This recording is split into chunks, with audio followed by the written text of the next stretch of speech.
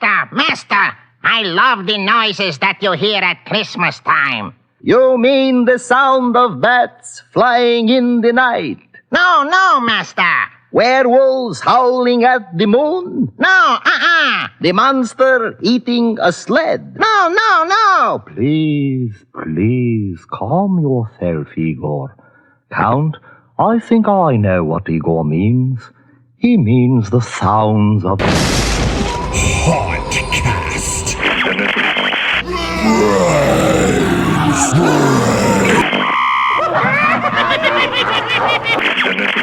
Radio for haunters and Halloween fanatics. Clench your jewels and hang on for your life. Welcome back to the dungeon, me minions. Hauntcast is a radio for haunters and Halloween fanatics. Oozing with haunt tips, tricks, tactics, news reviews, how-tos, interviews, and lots of booze. He's the genital wart on the shaft of the haunt community. It's our G-host, Baker.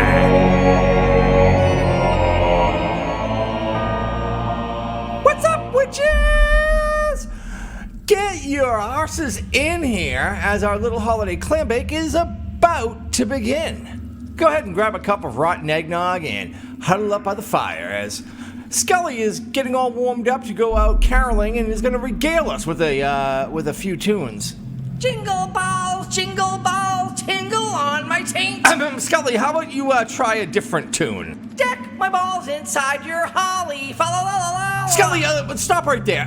Come on, man. We've been trying to clean up the show over the last year. I mean, with cancel culture, censorship, COPPA. I mean, what are you trying to do? Get us banned from all platforms? Oh, I thought you wanted to get us shut down. Well, I guess that depends. What day is it? Anyway, I don't know about you guys, but I'm still packing away my haunt and recovering from my PhD. For you noobs out there, that is post-Halloween depression. Hopefully this show will help you and I get through that other holiday and focus us on Halloween 2020. Just back from the land of misfit boys, the Hauntcast Scream Team is here to help you celebrate Krampusnacht. Sorry, ladies, he's no longer single. He's self-partnered. It's our master class orator, Revenant, who will open the back door and let you sneak into the theater of the mind. He might just accidentally slip some real news into his segment while shamelessly promoting his haunt and escape rooms. Jeff Doan broadcasts news from beyond. He gets more mileage out of his orange dress shirt than the Michelins on his AMC Pacer. Wick Ed Gannon will gift wrap something wicked. Giving you a horror orgasm, Master of Scaremonies Johnny Thunder will line up a menagerie of alcohol, as well as a menagerie of movie reviews, such as Pickaxe, Blood Bags, Lost Gully Road, American Hunt, and The Lighthouse. During Shocktails. Tag, I'm in. Johnny Thunder keeps the last bar on the left open after hours. So Jeff Doan, Revenant, Ed Gannon, and Baker can grab a corner booth and share tales about their 2019 Halloween seasons, in place of interviews with haunting gurus. Question: want to keep Hauntcast stumbling forward for another year? Support us on Subscribestar, Patreon, or PayPal. All the links are in the show notes or in the Hauntcast.net website. Don't want Hauntcast to continue for another year? Then don't. Either way, I'm good with it. And as always, we've got some presents under the tree for some fortunate supporters at the end of our podcast. So if you contribute at least $10 a month, don't hit it and quit it. Stick around until the fat lady sings. JT? Actually, I'm not sure how he's identifying lately, but sure. Well, kids, it's time to crank up the ghetto blaster with some not-so-merry melodies from Midnight Syndicate's Christmas, a Ghostly Gathering disc, and my conference with Ed, Jeff, and Rev is dead ahead. Night of the Krampus.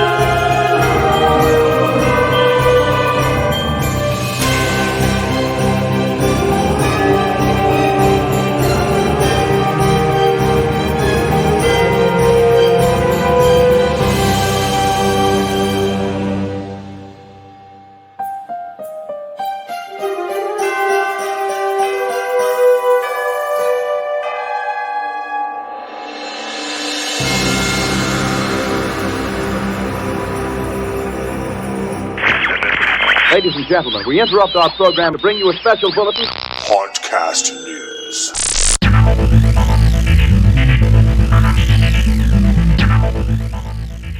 This is Jeff Doan coming to you with a special Christmas edition of News from Beyond. Breaking into your home, stealing your cookies and milk, and leaving surprises for your children? When you put it in this light, Santa sounds a little bit creepier than he really is. And don't even get me started on how many letters end up at the post office every year from kids who can't spell to good old Satan. Now, while Santa may be creepy, he has nothing on some of the Holidaze darker characters. A lot of haunts have latched on to Krampus as a great way to provide an off-season event and spread a scary Christmas to all and to all a good fright. While Santa gives, Krampus punishes children who have been bad. Seriously, who needs Elf on a Shelf to get your kids to behave anyway? with various horror-themed Christmas events opening at haunts across the U.S., as well as some unique and creative home haunt Christmas displays popping up, I figured I'd take the time to bring forth some other unique holiday folklore characters from around the world and highlight them in this segment. I personally hope we see some of these characters in haunts in the future. In the 12 days leading up to Christmas, the German witch Frau Percha rewards the generous and punishes the naughty by ripping out their insides and replacing them with garbage. In Pennsylvania Dutch and German folklore, Belsnickel goes door to door wearing rags and fur, asking children to recite poems and solve math problems. Then he throws candy on the floor, and if any kids die for the sweets, he hits them with a switch. In Iceland, the evil Icelandic Christmas cat, Jólakaturin, will eat lazy children unless they're wearing a new piece of clothing on Christmas Day. According to French legend, Père Fouettard was an evil butcher who killed 3 naughty kids, throwing them into a barrel of brine, until St. Nicholas showed up, bringing them back to life. Another tale originating from Iceland is of the Yule Lads. Iceland's children are haunted for 13 days by 2 mountain trolls called the Yule Lads. Kids leave their shoes by the window, and if they've been good, their shoes will be filled with candy and presents, and if they've been bad, their shoes are stuffed with rotten potatoes. In Scandinavia, the Tanta looks like a garden gnome, and you must leave out buttered porridge on Christmas Eve. If you don't, he will beat you and kill your cow. His bites are also poisonous. The Kalizaros are Greek goblins who terrorize humans the 12 days before Christmas. One of the ways to keep them out of your home is to throw your stinky shoes in the fire and burn them. And who would have ever guessed that the Christmas season could be filled with witches, zombies, goblins, and trolls? Bonus points to the haunt who can fit all these dark, twisted Christmas characters into their 2020 lineup, or to any parents who scrap Elf on a Shelf and move forward with one of these great new holiday traditions. Next up, we have the Haunted House After Christmas Purchase List. Just like after Halloween purchases, after Christmas purchases can work great for haunted houses or home haunts. Knowing what to buy after the big day for half off or even more can help you stay on your budget for next year. The number one item on my after Christmas purchase list is LED candles. LED candles can create the perfect ambiance. Plus, you can use them twice a year for your Christmas decor and maybe even reuse them at Halloween to set the mood. They also are the perfect mix of decor and lighting. Not to mention, pretty much every store you go to, Home Depot, Lowe's, Walmart, Target, all carry this item, so most likely you'll be able to find them up to 75% off after the holidays. Next up are spotlights. They might be red, white, or green, but LED spotlights are a great way to light your scenes, and for this price, you should snag as many as you can. I personally take the time to buy cases of spotlights after Christmas for up to 75% off, so that I'm able to light my escape rooms, my haunted houses, corn mazes, and even my yard.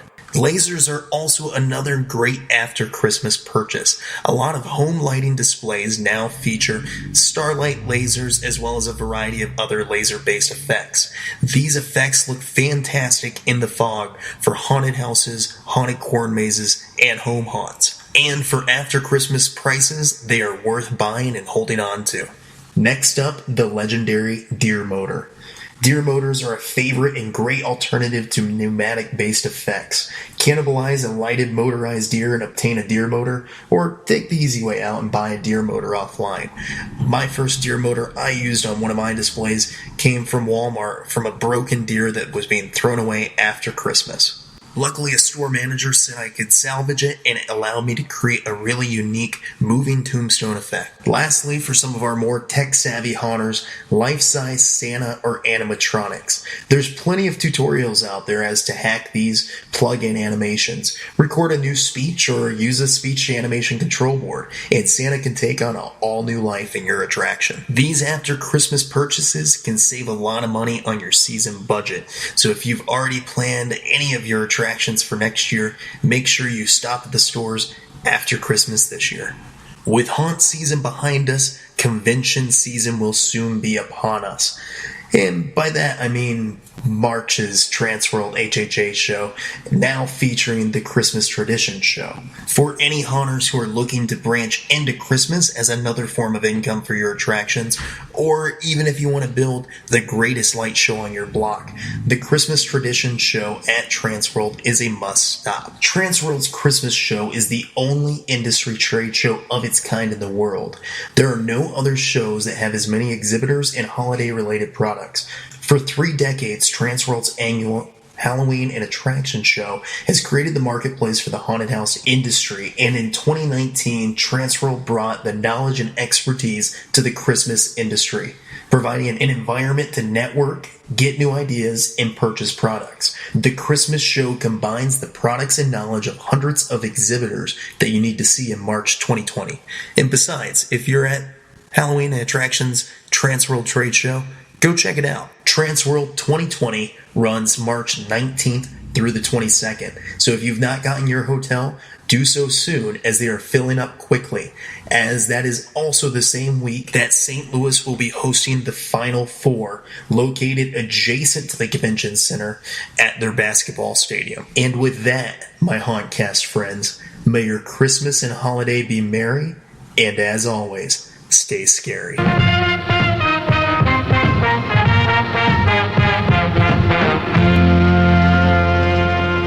Maniac who shock women into uncontrolled hysteria, who prey upon the innocence of children.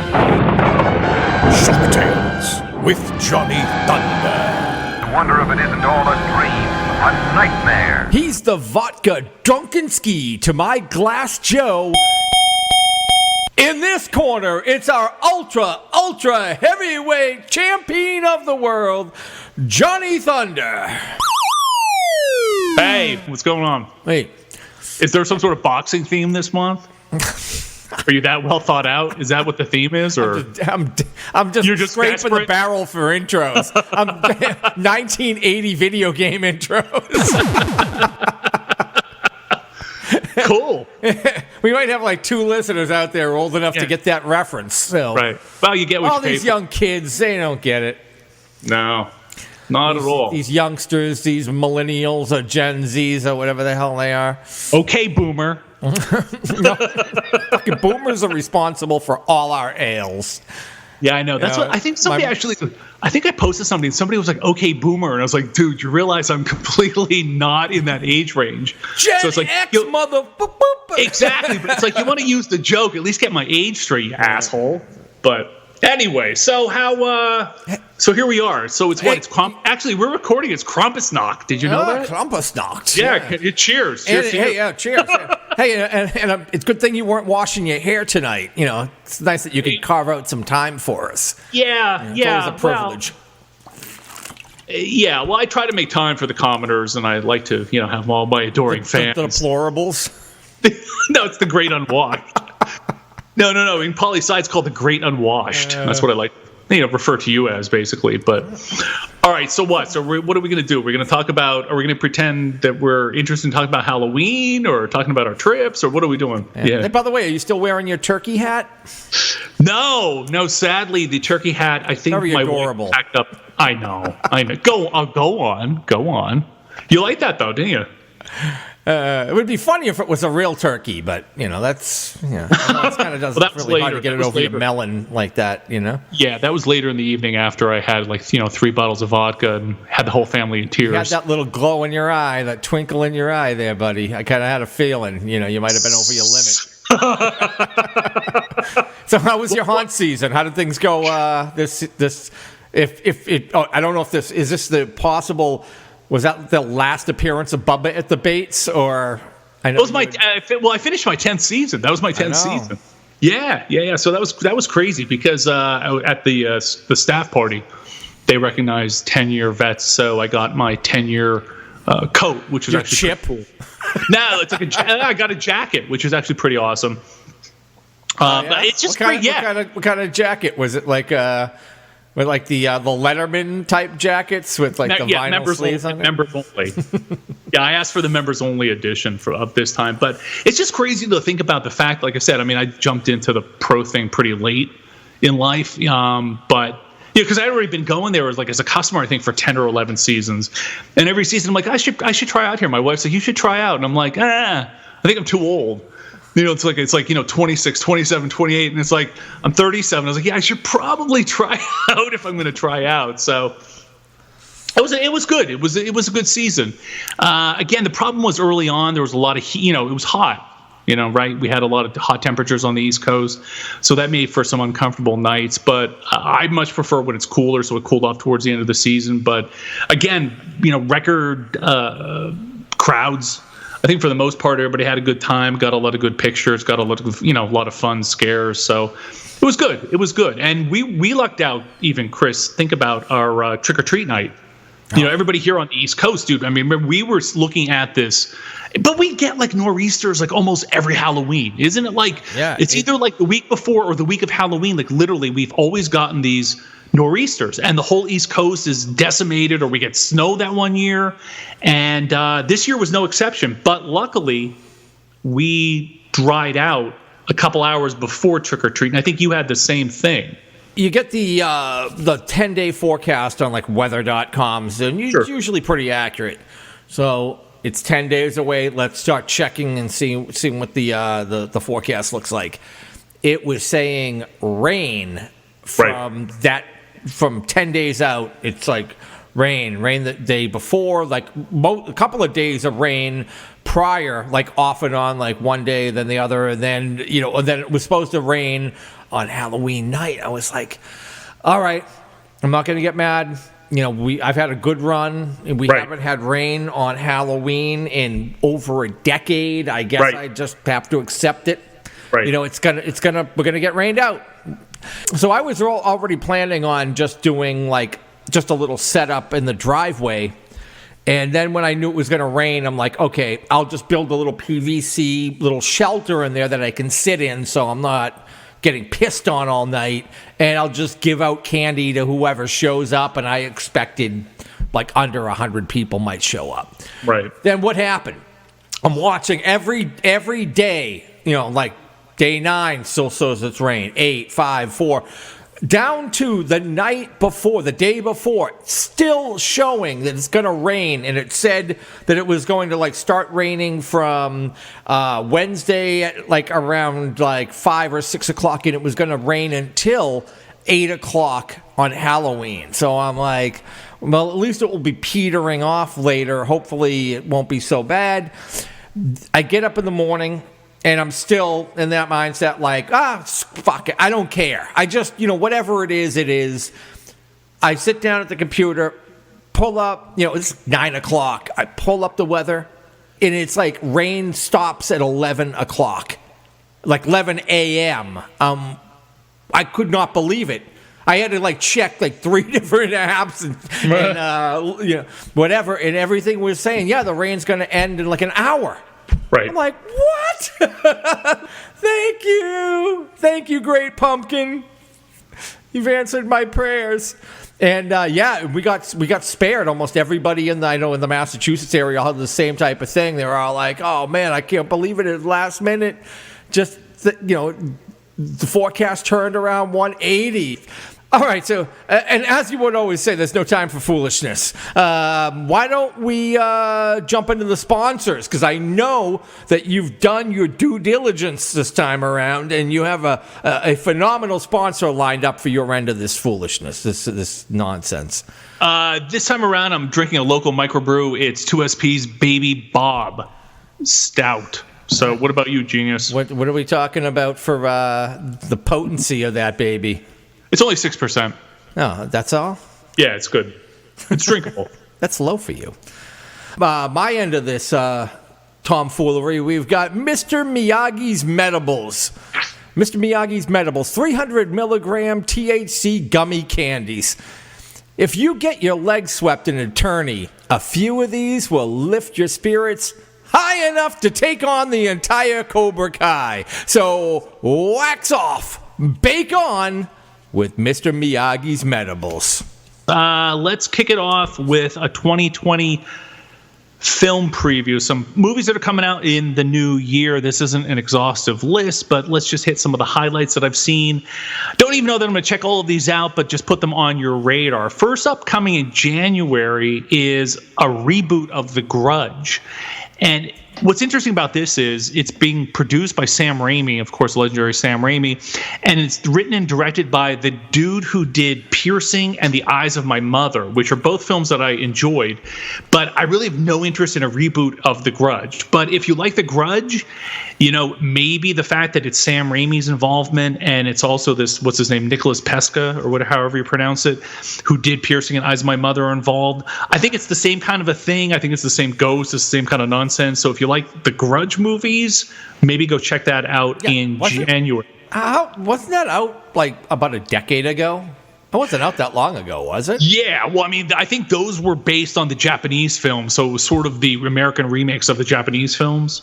Okay. So I think they're doing it again. But I mean, like, we've had, I think there's another Black Christmas coming out. I'm like, they just remade Black Christmas a couple of years ago. So I mean, again, it's just the cannibalization of Hollywood, which we've talked about since our very first episode. Mm-hmm. It just gets to the point where they're just constantly banking on sort of these known, commodities, and nobody really seems interested in taking chances on anything new. But with the talent involved, perhaps it'll be interesting. Like I said, if you're into that thing, go check it out. Also coming in January is a flick called Underwater. I don't really know anything about this, but it's starring Kristen Stewart, and from what I read, it sounds kind of like a mix between The Abyss and Aliens. So it's a bunch of like researchers working in an underwater facility, and they find themselves trapped in this ocean bunker. And there's an earthquake, and all of a sudden these murderous creatures get released, and all hell breaks loose. So it sounds like that could be fun. I don't know that I'd go see it in the movies, but if you're into that sort of a thing, go check it out. Seems a little more sci-fi than horror, but certainly has some horror elements. Now, what I'm interested in, I think it's January 24th, is an adaptation of Lovecraft's Color Out of Space starring Nicolas Cage. Now, I don't know if anybody else caught his batshit crazy performance in Mandy last year.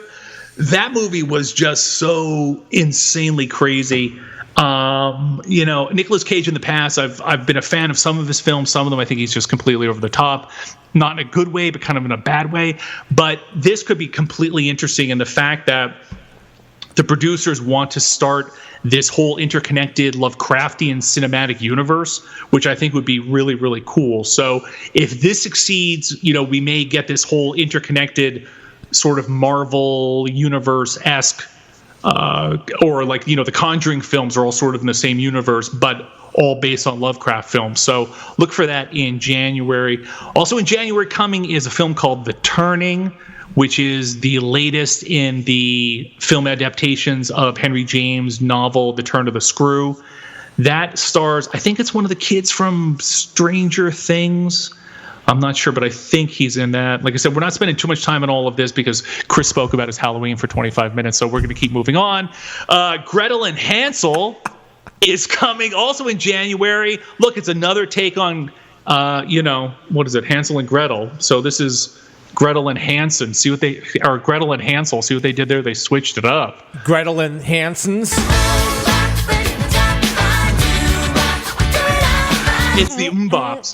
But I think this time, instead of like the whole gingerbread witch thing, there's an actual demon witch. So again, I guess if you're into that, go check that out. There's a movie called The Lodge coming in February. I don't really know much about it, but I have heard some good things about it. I believe it's an Australian film. And it's about a mother who is trapped in a cabin with her two stepchildren during a snowstorm. There's some like creepy stuff starts going on. People have said it's this sort of family drama, kind of like The Shining. I think it's also won a couple awards at some of the film festivals. So if you're interested in that, go check out The Lodge. Now, a film that was completely not on my radar, and I saw the trailer, and it kind of was like, I was like, wait, what? They're doing a horror remake of Fantasy Island. Did you see the commercial or the trailer for this at all? Okay, no, that got by me. I haven't seen it. Right. Well, it's starring Michael Pena, which interests me because I think he's an interesting character. But Blumhouse is doing this reimagination of the classic Ricardo Montalban program from the 70s, but instead of sort of the fantasy romantic kind of wish fulfillment that the TV show had, this one I think takes a rather horrific bent, which based on the premise of the show doesn't seem so far-fetched, and I think it's kind of a unique take on it. But again, the sort of banking on known commodities in Hollywood instead of trying to do something original is a little, but okay. That's as far as the premise. Are people going there to have their fantasies fulfilled, and then it goes sideways? Probably terribly wrong. Okay, yeah. I think it's almost like maybe I'm guessing. I don't know anything about it, but I'm guessing it's maybe like the monkey's paw, where it's like, oh, I wish my dead son was alive, but then I'm sort of he's at the door as a zombie, or I wish, So whatever you're wishing has consequences. There's always a price to pay for magic. So I think that's the way this goes. So maybe we'll go check that out because it's mid-February and there's not a lot going on then. So maybe we'll see it. Another movie coming in February, and I cannot say I'm excited about this at all, is the Invisible Man remake. How do you like that, eh? I guess on the bright side, it's not connected to the Dracula movie that they tried to do, and then that Mummy movie where they were trying to launch this Universal, again, dark universe. Remember we talked about that before? But I don't know. I saw the trailer for this. It's been all over, and to me it looked more like and somebody else pointed this out, it just looks like a remake of Hollow Man. It doesn't really have any of the trappings. And again, what sucks is that Wolfman remake of years back, that I think we were in the minority that really dug that movie. And I watched that again, and I really love the period film like that where they're trying to set it in a distinct period and evoke the original films. When you update it like this, I don't know. I just don't feel Invisible Man here. Again, I'm not saying I want a note for note Claude Rains remake, but this I don't know how many times we've seen sort of this kind of a movie. And like I said, the first thing I thought of was Hollow Man, and it doesn't really excite me. It's probably going to get my ass in the seat, but I don't know how optimistic I am for the film. But I guess time will tell. Maybe we'll be surprised. Fans of A Quiet Place, guess what? Can you believe it? Part 2's coming in March. So Emily Blunt's back, John Krasinski's back. So if you dug the first one, that'll be out. Now, a movie that I am interested in coming in April is called Antlers. And the trailers are actually pretty interesting. I'm not really sure what's going on here, but it seems that it's about this little kid, and he's got this like weird kind of a monster or something living in his basement. It's based on a short story called The Quiet Boy. So again, I don't really know too much about it. I didn't look into too many of these movies because I'm trying to keep I'm not surprised, but you know what I mean? Like a lot of these movies, I just want to go into them and see them without really knowing much about them. So I just want to put it on your radar. Antlers looks like it could be interesting. A movie I'm not looking forward to, and I don't know if you dug the original ones, but Saw is being remade. That's coming in mid-May. This is interesting, though, because it's being written by Chris Rock. And the cast includes Chris Rock, Sam Jackson, and I'm sort of like, I don't know, I guess. But I'm not a real big fan of the original films. I know, again, Saw has, a lot of their fans, but apparently it's being considered, I don't know if it's really a reboot or it's like a loose sequel to some of the originals. But apparently, like I said, Chris Rock, I guess following in the steps of Jordan Peele, sort of is like, hey, I'm interested in horror and I want to take a stab at, writing something like this. So I don't know. Do you think you would check out Saw with Chris Rock and Samuel Jackson? At least Peele's doing original stuff. That's the thing is that. Well, that's a nice segue because guess what? Also coming in June of 2020 is Peele's remake of Candyman. Oh no! Yeah. That's funny how you. No. That's not the first time we've completely put our feet in our mouth, but yeah. So and again, cool. Probably that's a property that does deserve an update. I did dig the original, and apparently Tony Todd's back. I guess he's retired, or he's returning as Candyman. But it's interesting, like we just said, that you're getting these different takes. So whether Chris Rock's perspective on Saw or Peele's take on Candyman, or a little bit different, remains to be seen. Another movie that I'm not really caring about because I wasn't really sure about the first one, never saw the rest, and have avoided the TV show, is The Purge 5, Chris. Can you believe we're up to part 5? July 10th. I saw the first. I hadn't seen anything we saw the since first then. one. I'm like, Yeah, I don't. it's like, and it was okay. Yeah, that was enough. It's enough. The Conjuring 3 is coming September 11th, which I actually dug the first two. So this is the third official installment of the Conjuring series and the 8th movie in the Conjuring universe.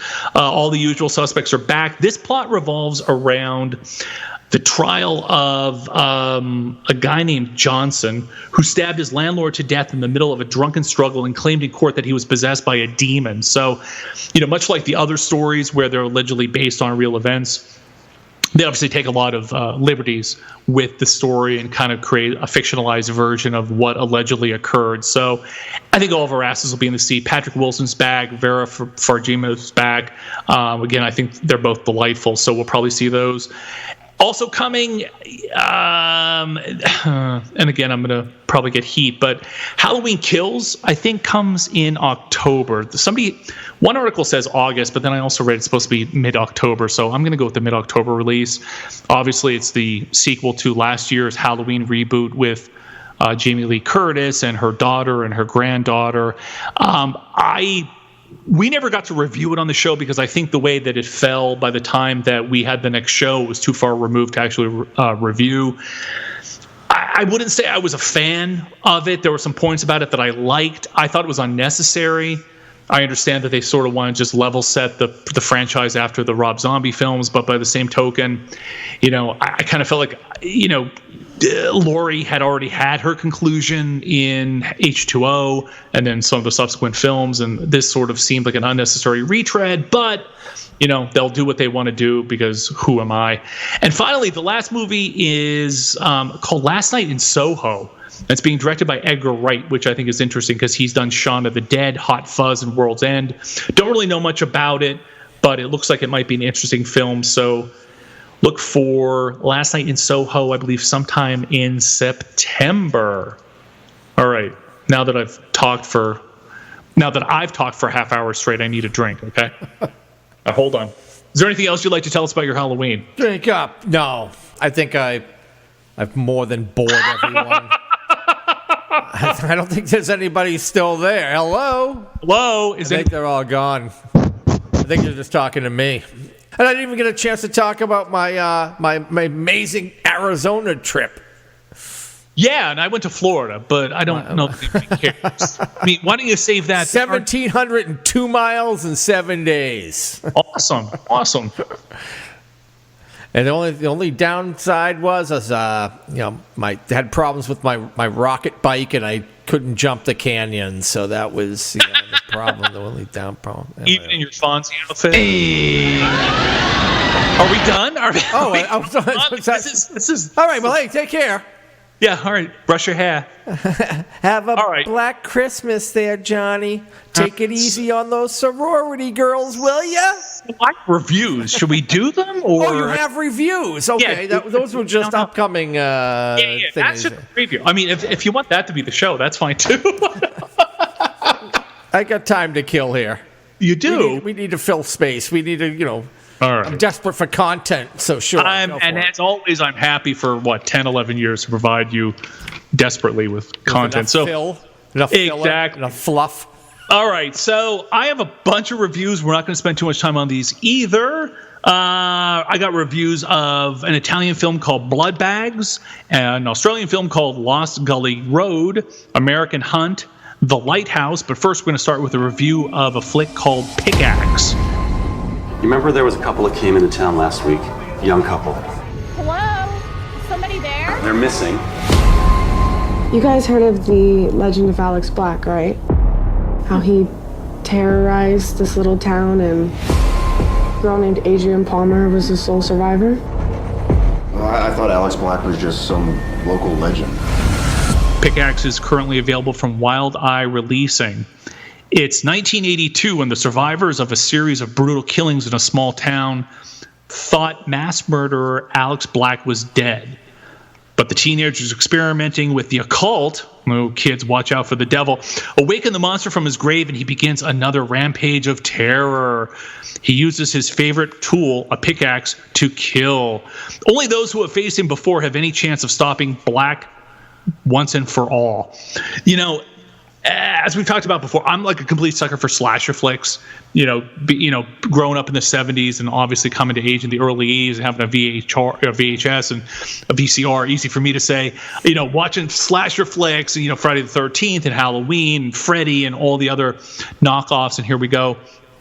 I really went into this expecting that I would really dig this because, this is right up my wheelhouse. I got to say I was a little disappointed. It's a little amateurish. I think the acting is pretty bad. Even the plot, again, it's one thing to sort of just do a straight up Friday the 13th plot, which is fine. Like I said I was a big fan of American Horror Story 1984 this season, narrative issues aside, and, you want to pick apart the story, that's fine. But, was 8 or 9 episodes and a straight up dedication to all the favorite tropes of slasher flicks, and 80s films, and I really, really dug it. It was over the top, it was completely camp, but it worked. This did not work for me as well. Like I said, the acting was a little suspect. There were some editing issues which I thought were weird. I've read some positive reviews of this, so I felt like a little bit in the minority that I didn't dig this. There were 2 positives I would take away if you want to take away. First was the killer himself had a pretty badass costume. There's a good look to him. So if you're looking for a slasher or a killer kind of character for your haunt, or a character for your home haunt, definitely check it out for that visual. The other was I was pleasantly surprised by Sal Governale makes a cameo in this. Sal the stockbroker from Howard Stern is in this movie. Because I'm sitting there and I was like, why does that sound like Sal the stockbroker? And I was like, well, wait, because that's Sal Governale. So it was kind of cool to see him. He actually did a very good job. I was surprised. He only has a bit part, but he was actually pretty decent. So I don't know that I'd recommend it just to see Sal the stockbroker or a pretty badass killer costume, but I don't know. For me, pickaxe is something I would not pick up. Did you see what I did there? Okay. Very clever. Thank you. All right, moving on. Blood bags. You know what I'm going to miss the most about Italy? The boys? The buildings. This place is obviously abandoned. This is very stupid. Besides, we're just a couple of girls. We're not criminals. Don't worry. We'll do it quick and painless.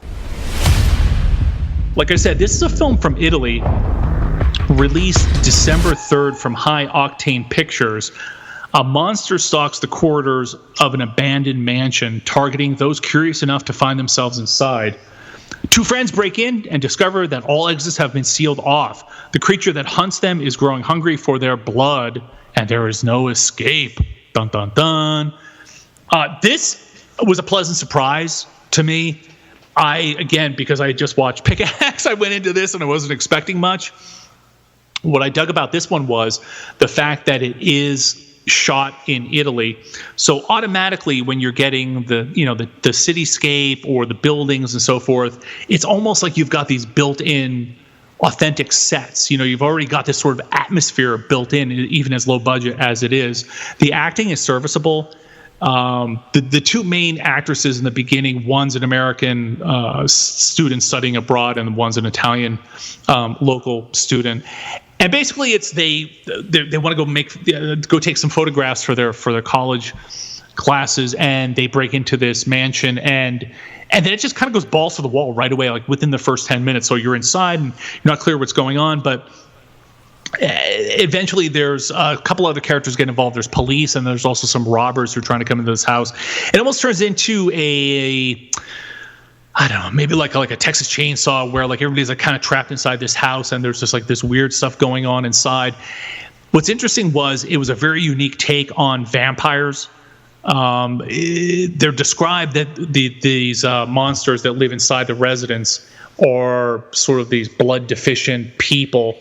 But I will say, again, talking about character design, the vampire kind of creature in this film was really badass. The sculpt on the head was really unique. It was kind of like big and kind of like melty, but suggested vampire.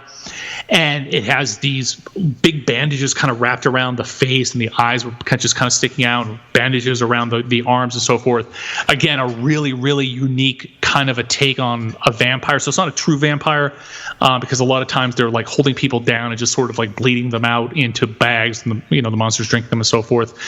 But again, if you're looking for something unique in terms of a character, I really dug that. And there are a couple shots, again, because you have the benefit of an actual, old Italian mansion, where there's one scene where it's really lit almost like a haunt scene, where you've got other creatures besides the main vampire monster, and you've got these big blocks of red light and blue light and green light. It's towards the end of the film, and as the camera's sort of panning through this, I'm thinking to myself, this is like a really badass walkthrough. And that's as soon as I saw it, I was like, okay, well, that kind of redeems the film. But if you see it anywhere, I would definitely check out Blood Bags. It's really nothing unique in terms of the story. As I just said, it's sort of kids break into a house and there's vampires, sort of vampire creatures, and they just kind of have to try to fight to survive. But I thought it was interesting enough that I would recommend it.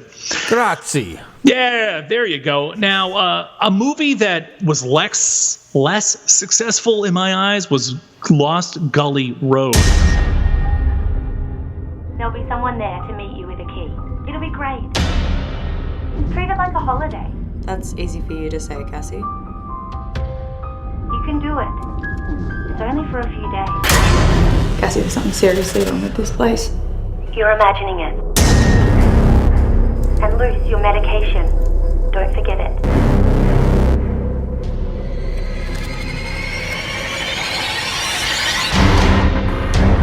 I just want to leave. Please, can I just leave? You said it was just going to be for a couple of days.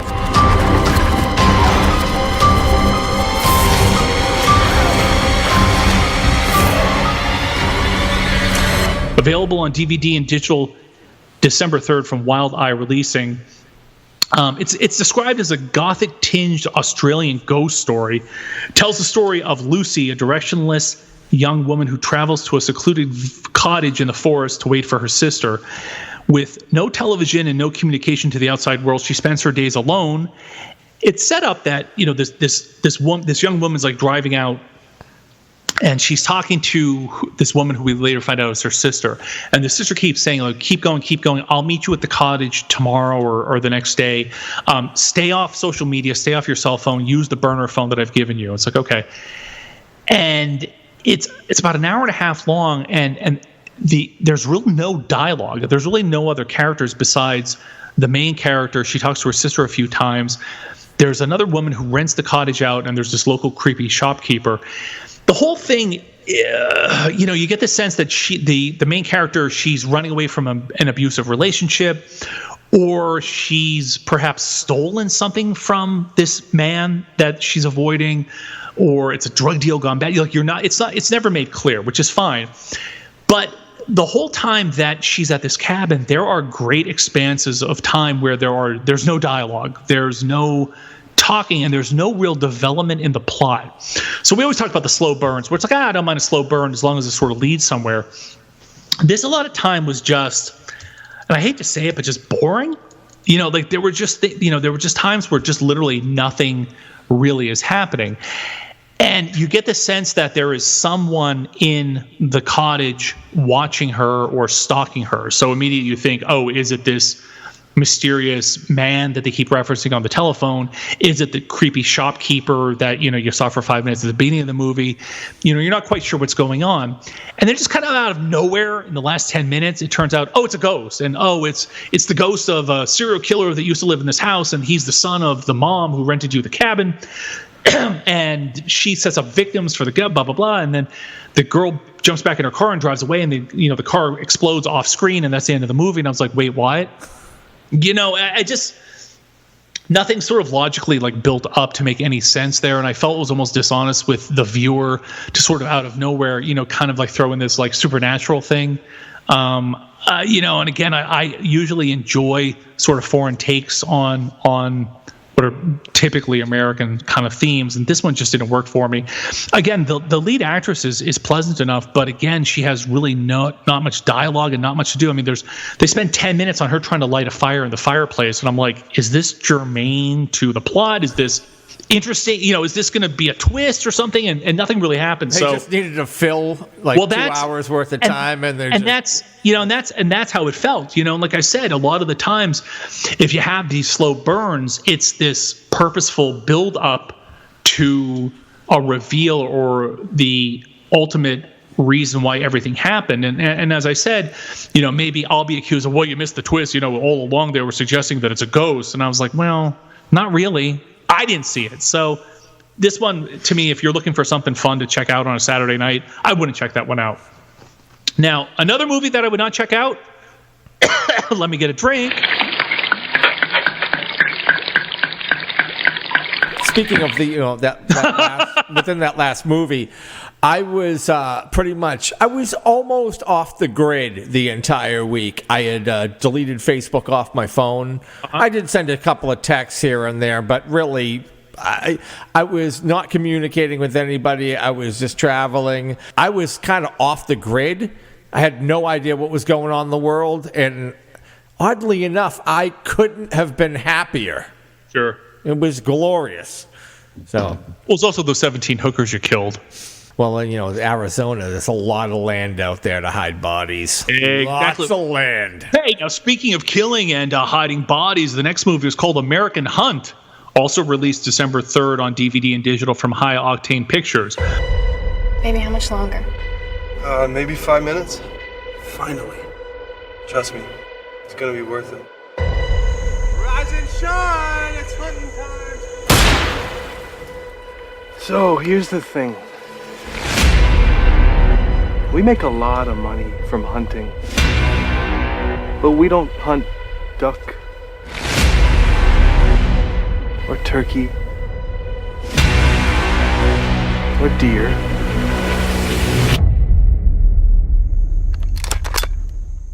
We hunt people. We're gonna give you 10 minutes to hide, and then my brother and I will hunt and kill you one by one. We have to do something! Do what? Get ourselves killed? I can't just let her die! We have no choice! Why are you doing this? Because it's fun! A group of friends is torn apart when they become part of two human hunters' sick game. The men give them 10 minutes to hide, and then the real hunt begins. Yeah, it's basically the Greatest Game or whatever the hell that movie's called. This was another not good effort at all.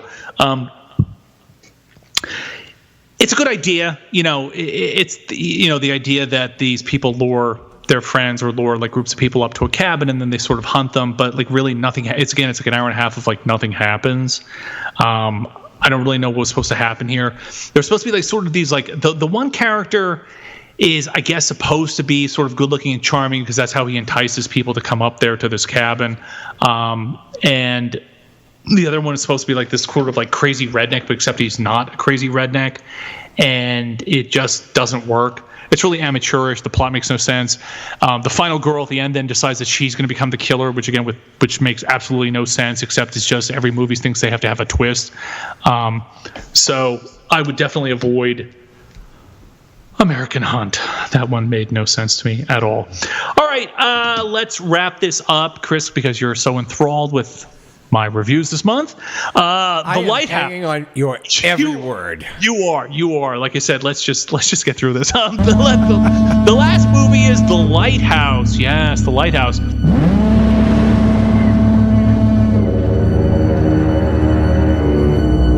Tell me, what's a timberman want with being a wickie? Just looking to earn a living, just like any man. Starting new. On the run.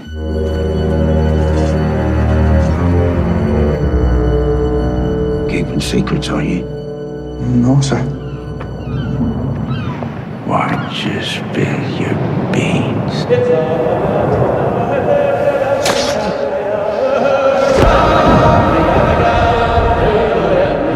Why'd you spill your beans? Why'd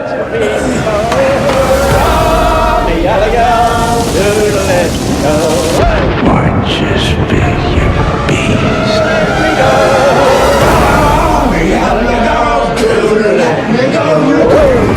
Let me go, me go. Let me go.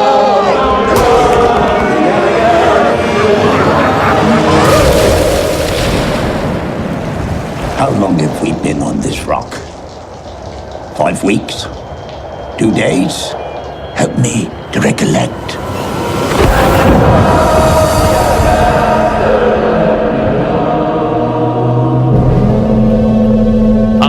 Written by Robert Eggers, directed by Max and Robert Eggers. Now, Robert Eggers was the cat behind The Witch. Remember a few years ago we saw them? I love The Witch. Starring Willem Dafoe and Robert Pattinson.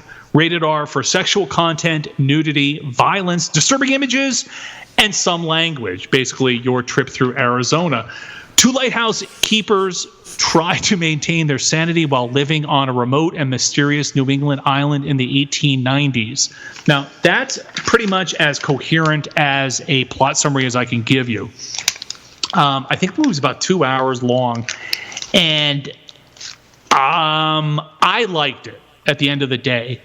There are many, many critics who did not like it. I think mostly the public opinion of the film was negative.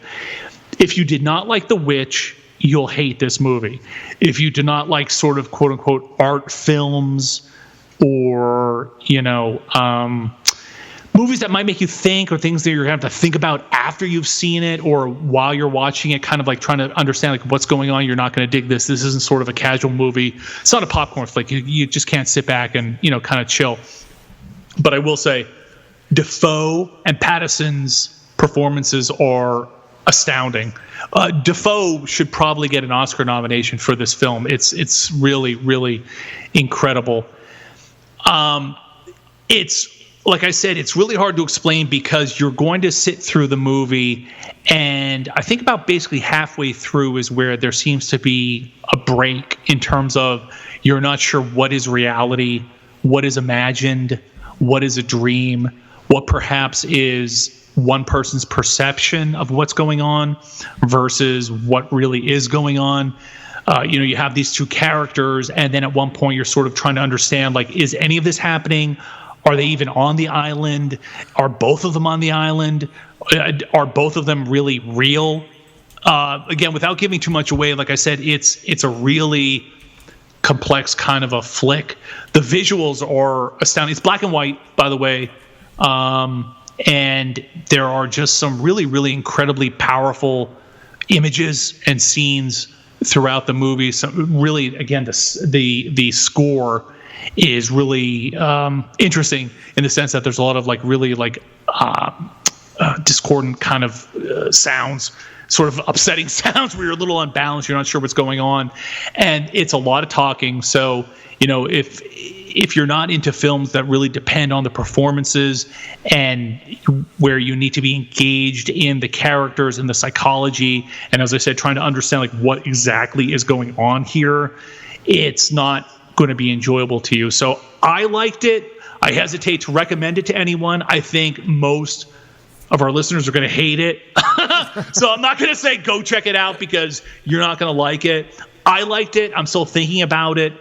Like I said, it's one of those films where if you see it and you dig it, try to find someone else who also saw it and liked it, because I think there's a lot to unpeel here and there's a lot to kind of figure out what's going on. On the other hand, like I said, I've seen other reviewers and I've seen other reviews say it's a pretentious piece of crap and it sucks and it's more art house, snobbery and elitism and blah, blah, blah, blah, blah, blah. So again, based on performances alone, which are something that I always focus on rather than necessarily direction, I liked it, but I think it's very well directed. I think there's a lot of interesting things here, so I dug it. So that's all I can say about that one. Hey, by the way, don't forget, you got Scully and the Secret Santa this year, so make sure that you get the present taken care of, all right? Oh, okay, so what is it again? The fetuses and dildos. Whatever. It's up to you. You're the Secret Santa. Well, I mean, that's appropriate, right? That's fun. Bajankles. Yeah. Whatever, So I like how you work. It depends on what your gender is, I guess. Exactly. Yeah, I don't know what is Scully. It's just a skull. Other. What's his? Yeah, I think he's his ethnicity. Other. Anatomically correct at this point or something. I don't think he is. Much to your advantage. All that decomposition. But anyway, yeah. But it's like you said. It's crazy that Halloween came and went like so quickly once again. You know what I mean? It's like it's crazy. It was a flash. Like I couldn't believe it. Like next thing you know, I'm like, oh, I'm going on my trip.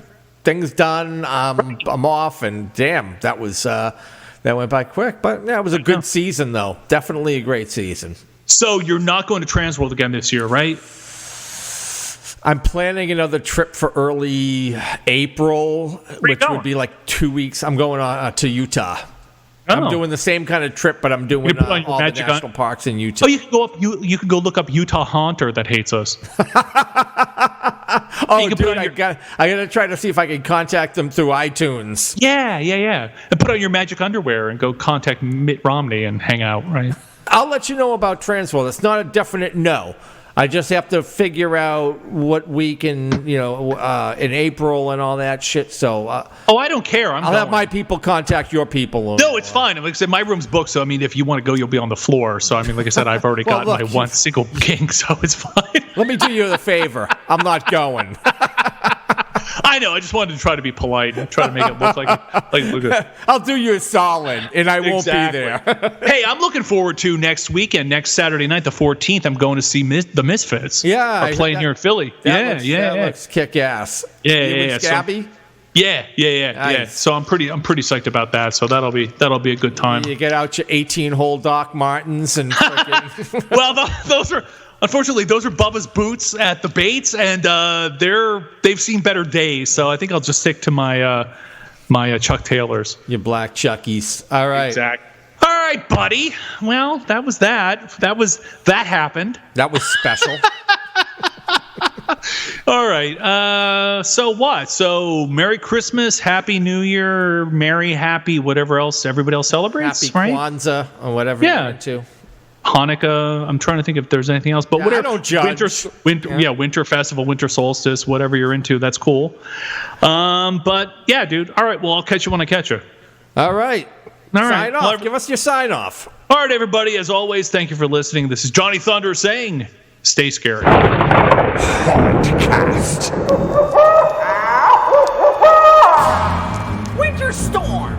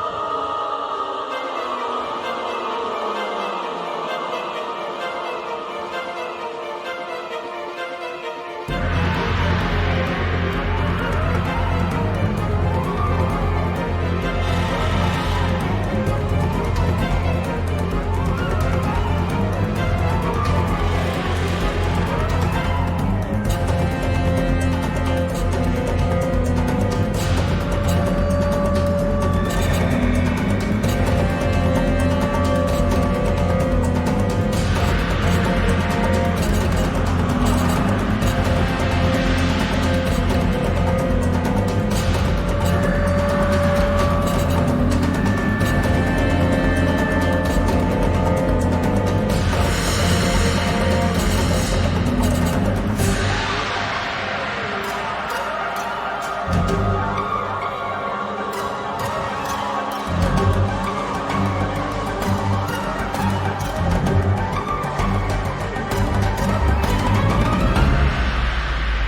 spend all year planning, cutting, molding, and painting, sweating every little detail. So why use the same old spooky Halloween CD that always skips on track number 3? Introducing Haunter Sound Effects Volume 1 from Saga Studios, the team that brought you the epic Home Haunts documentary, featuring over 550 sound effects, loops, and scare sounds for only $10. Exclusive for Hauntcast listeners. Use code Hauntcast13 to receive 13% off your order. Visit sagastudios.net/store to learn more.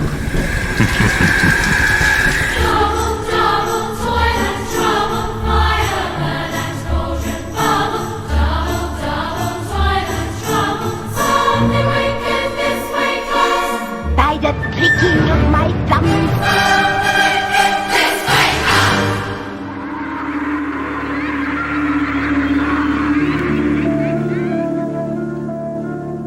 Welcome, Haunters. I'm your host, Ed Gannon, professional haunter, Something Wicked Productions, Wicked Amusements, and Haunt Dogs. And in this episode of Something Wicked, we'll talk about adding more interactive elements to your show. How many of us have heard guests say, or perhaps even felt and said ourselves, I wish the show were longer or there was more to it? When you wait in line a long time and the show seems to be over in the blink of an eye, you can feel disappointed. We've all heard it and been there too. Thing is, if you're going to get people through so the guest wait is as short as possible, there is no way to give them a longer show. Or is there? Let me sidetrack. Have you ever been in an accident? Maybe a car accident, or tripped and fell, or some other unfortunate emergency?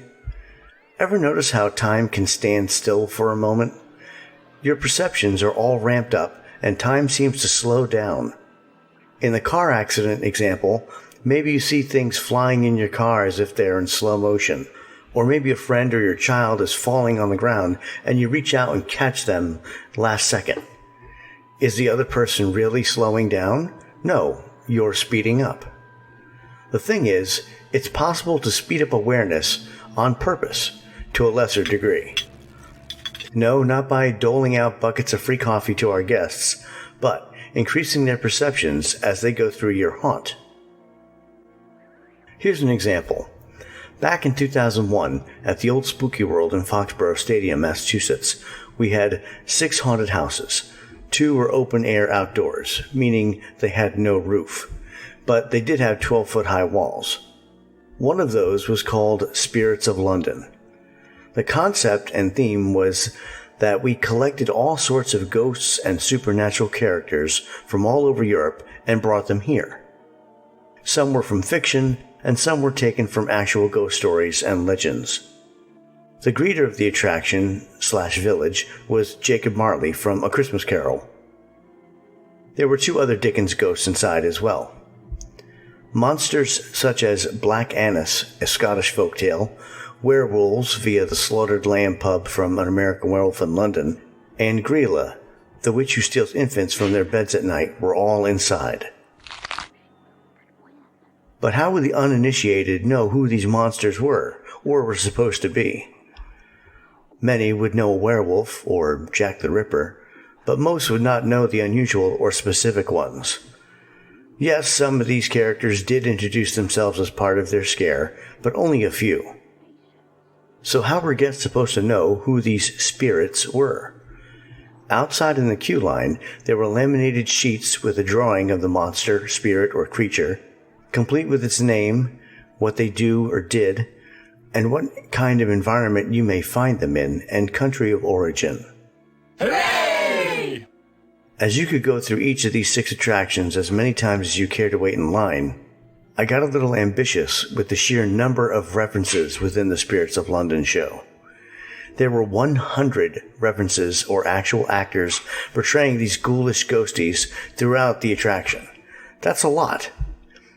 Some were just a reference, such as a very nicely painted version of the portrait of Dorian Gray, and some were actual portrayals, such as an actual Ripper Alley featuring replicas of the Ripper's 5 victims in gruesome detail, and of course, Jack himself chasing you out to the next scene. This was a total pet project for me. I loved all the attractions I designed for Spooky World, but this one was something special, and I'd never seen it attempted before. I also included a different soundtrack for each of the major areas.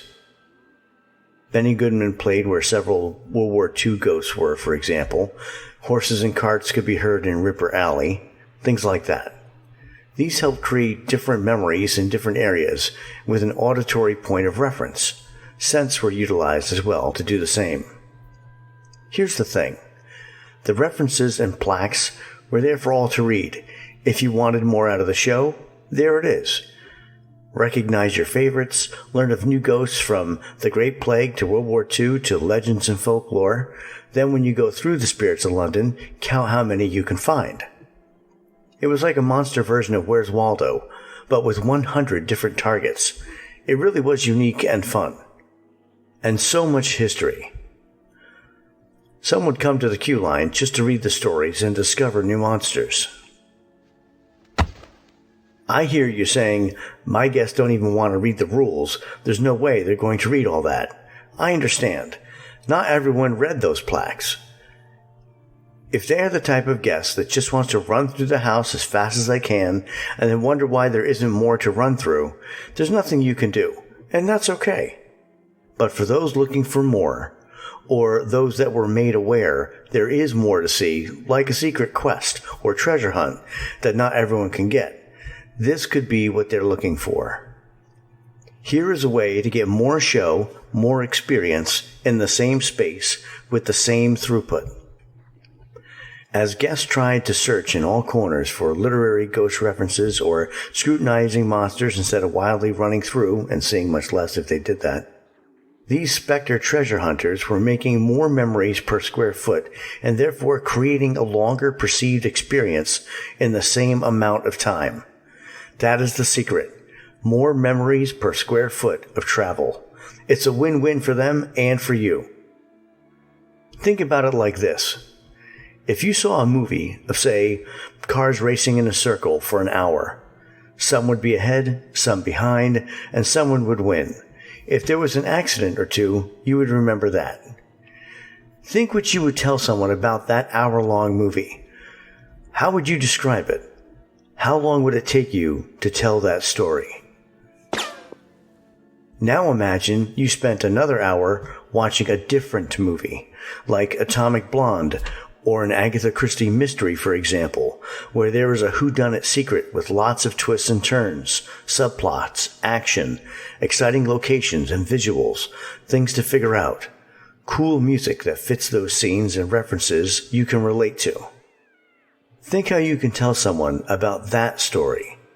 You may even have stories to tell about how you thought it was one thing, then learned it was something else. You get the idea.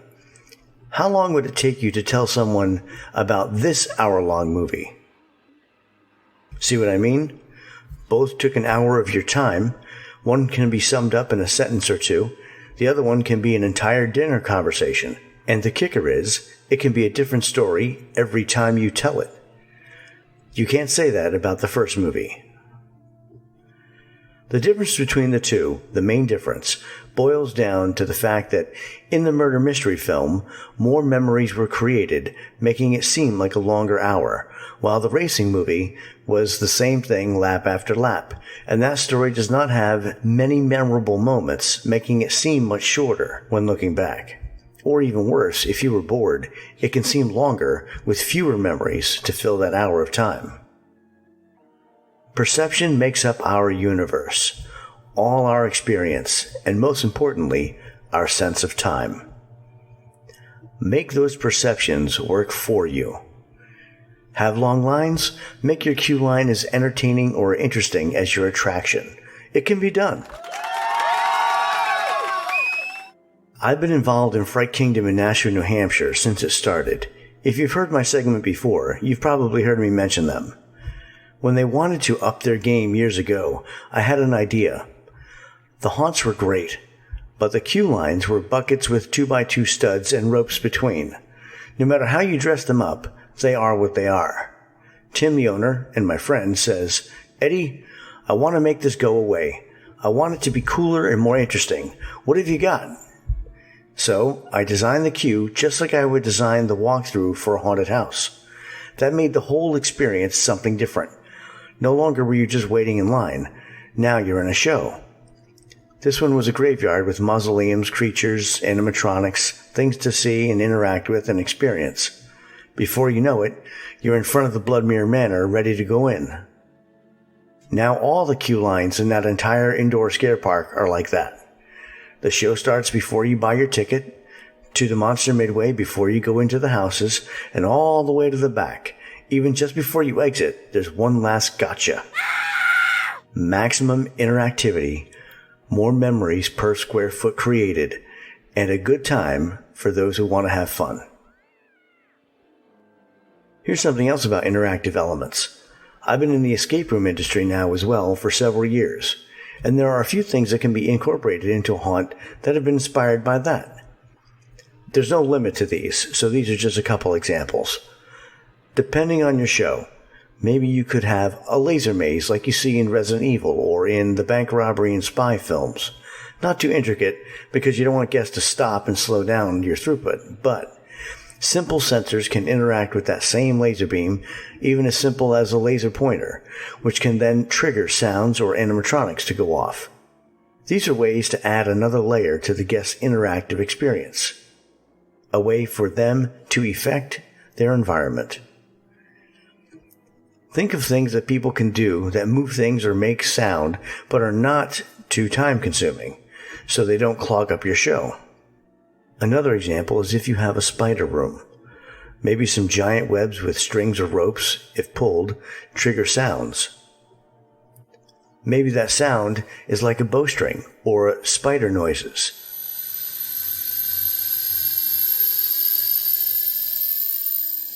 You get the idea. There's no limit to little things you can put into your show or build onto existing panels and rooms.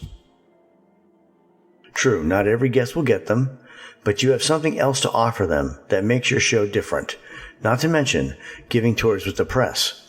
Bottom line, people will talk about that cool effect, and in today's Facebook, Twitter, Instagram marketing environment, that is exactly what we all need. Awesomeness. Look at the time. Well, we'll wrap up the segment for now. In future episodes, we'll talk about more aspects of professional haunting, their methods, philosophies, and how-tos, and so much more. But I see our moments here are up. So until the next time, be safe. This is Ed Gannon, www.somethingwickedproductions.com, saying, have a wicked day. And if you have any suggestions for future shows or any questions, feel free to email me or send me a note or contact Hauntcast. Have a good one.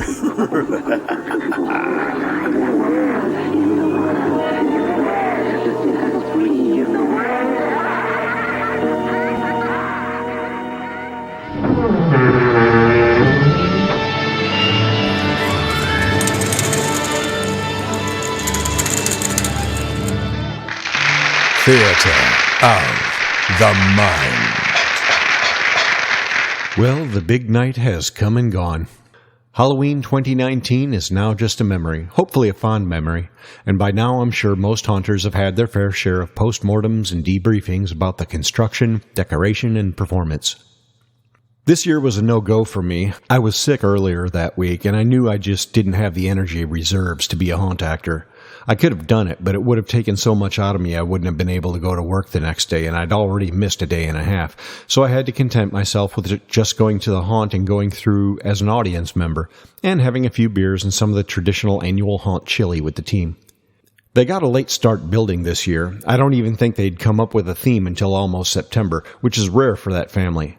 They did a zombie apocalypse theme. It was an outbreak of a zombie virus at a CDC facility. And for a Rush project, I must say they did a pretty good job. They had a very small crew, so there wasn't much of a zombie horde there. I think there were maybe 3 total. But they made the most of what they had, and it looked really good. I was surprised at the crowd. We were expecting a weak turnout because it was insanely cold that night. Very uncharacteristic for St. Louis at that time of the year. But they showed up in their coats and waited in line with smiles on their faces. Hopefully the family already have the theme for next year and will be going to town with the planning because next year is the final show and it's going to be a blowout. Granted, they've said that they were quitting a number of times before and they always came back the next year. Kind of reminds me of a certain Halloween and Haunting podcast I know. But this time, I think it's for real. The husband of the team has MS and he just doesn't have the strength and stamina to do the build anymore. It's sad, but they've had a lot of fun for many years with it, and they've made some new friends, me being one of them, and they've built a lot of fond memories to share. I'm definitely going to go back to playing a more active role in the build, though. I want them to go out with a bang next year. I just hope the weather cooperates. Though I have to admit, my favorite year haunting with them was absolutely rain-soaked. In 2009, it rained almost continually for something like 27 days out of 31 that October. The ground was a bog. We were constantly throwing fresh straw on the grassy areas where people walked because they'd become mud slicks. The build was constantly delayed. On the paved surfaces where we had the stuff set up, there were puddles everywhere. Fortunately, this was before the municipality laid down the law about putting a roof overhead.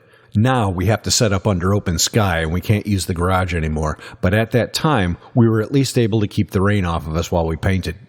The wood on the vortex tunnel had swelled from the moisture. It seized up and wouldn't turn. It looked like it was going to be a disaster, but we valiantly labored on because the show must go on. Miraculously, the weather finally broke the morning of Halloween and the sun came up for the first time in what felt like months. I and several others got there bright and early to join up with the family, and we hauled ass all day, setting up props, running cables and extension cords, setting up lights and speakers, stapling up tarps. The work was frantic and nonstop. The guy they got the vortex tunnel from showed up and got it running again, for which there was much rejoicing. Nerves were starting to fray. People were getting a little crazy, and we had to delay opening for about 2.5 hours, but by God, we did it. We busted ass and got it done because, I repeat, the show must go on. I use that phrase deliberately because I thought it appropriate. The saying, the show must go on, originated in the circus, and this was our circus haunt. Well, carnival, actually. They used to have an underlying theme in all their haunts. They were always set in the fictitious town of Blackford, and every year would be a certain place or event in that town. This year was The Carnival Comes to Blackford, and it was mostly a clown haunt. I know the theme is done to death, but when a circus-themed haunt avoids just repeating 1 or 2 threadbare cliches and really puts some thought and variety into the show, it can be wildly entertaining for the guests. And let me tell you, if you do it right and really throw yourself into character, a clown haunt is the most fun you can have with your pants still on. I worked at a real circus one season. Circus Flora, it's based in St. Louis, but performs all over the country.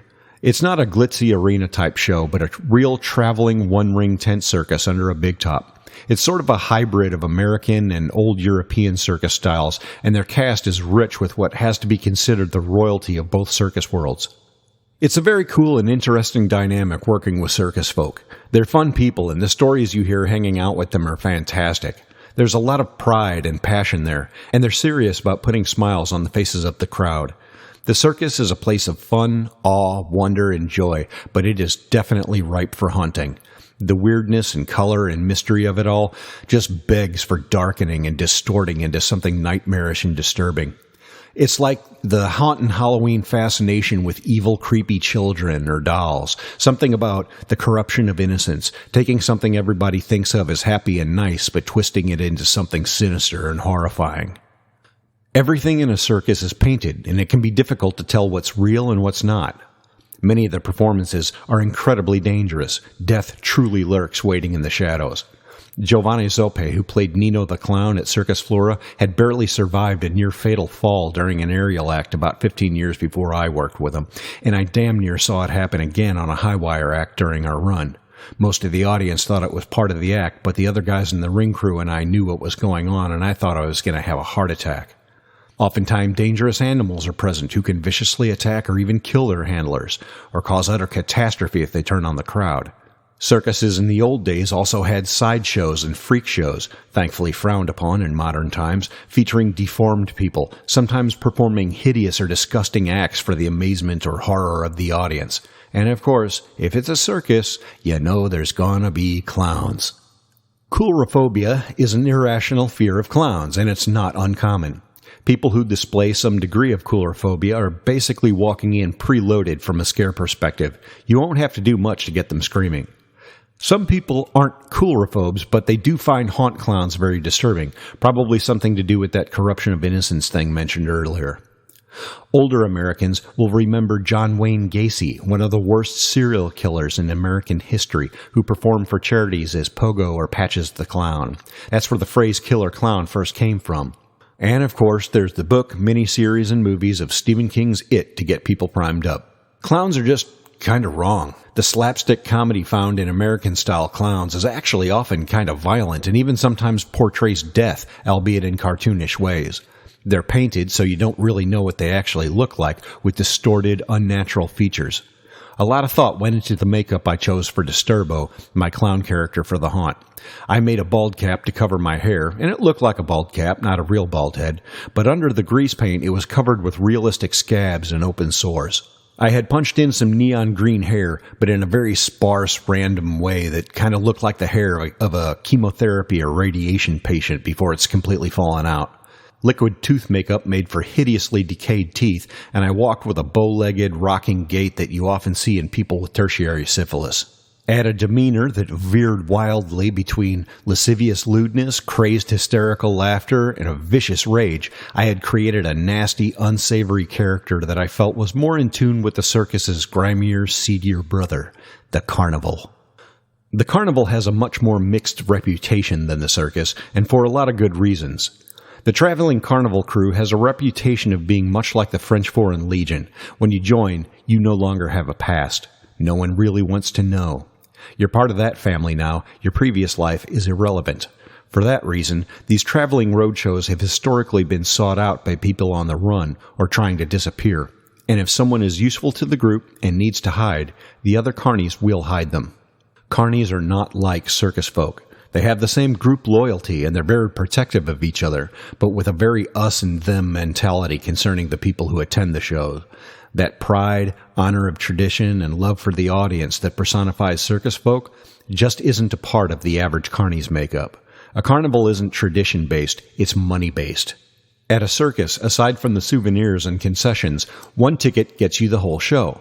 Everything at a carnival costs individually. Every ride, every game, every attraction, you fork out more tickets. People attending the circus are the crowd. The people attending a carnival are marks. You have money, and they want to get it, and they'll do whatever it takes to get more of it. The games are almost always rigged. They give out just enough prizes to give you hope so you keep spending more to play.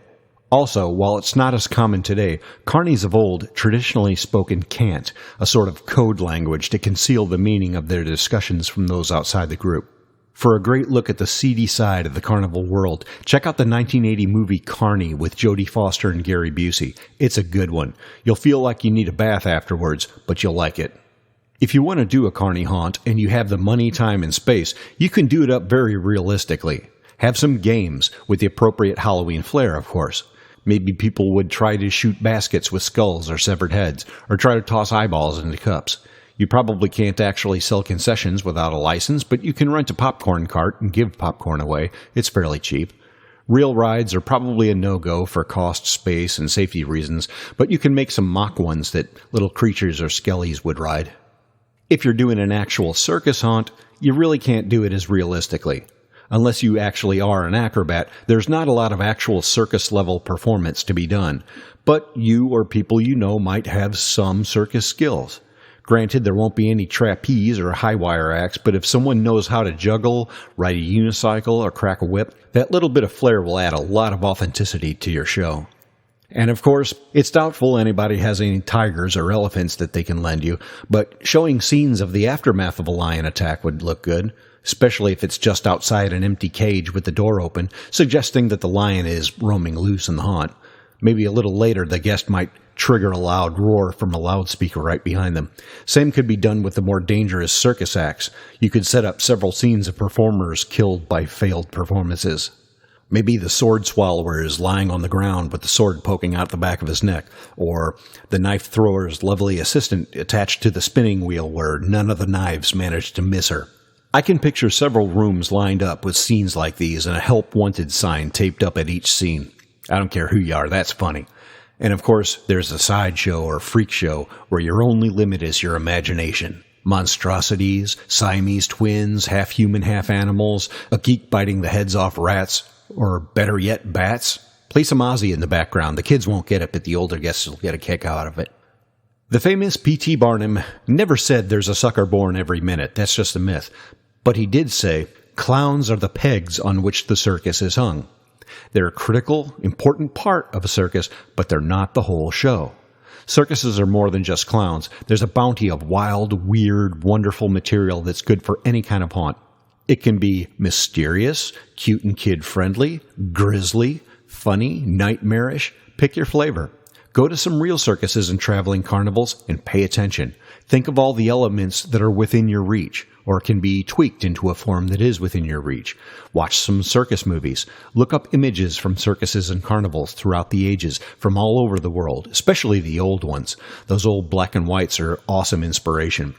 Be sure to check out shows from all over the world, not just your home country, and look at the differences and similarities. And above all, have fun with it. Circuses and carnivals are fun, and so are the haunts they inspire. Just remember, the show must go on. Everything has to be painted, and always, always remember to leave the ghost light burning. From the Theater of the Mind, I'm Revenant, and you're listening to Hauntcast. Hauntcast. Little helpers.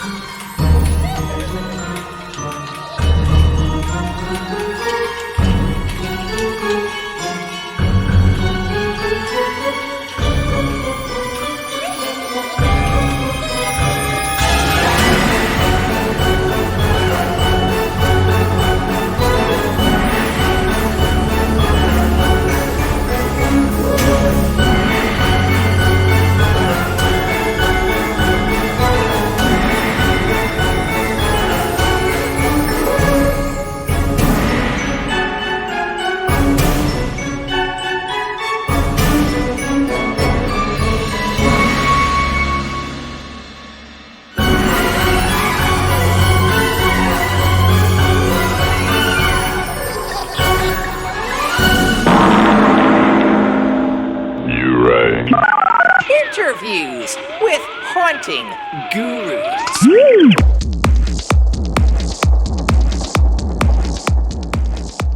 I want to thank Johnny Thunder, who was gracious enough to keep the last bar on the left open after hours so I could kick back in the corner booth with the infamous Scream team. We've got Jeff Doan, Ed Gannon, Revenant, and that podcasting hack Baker.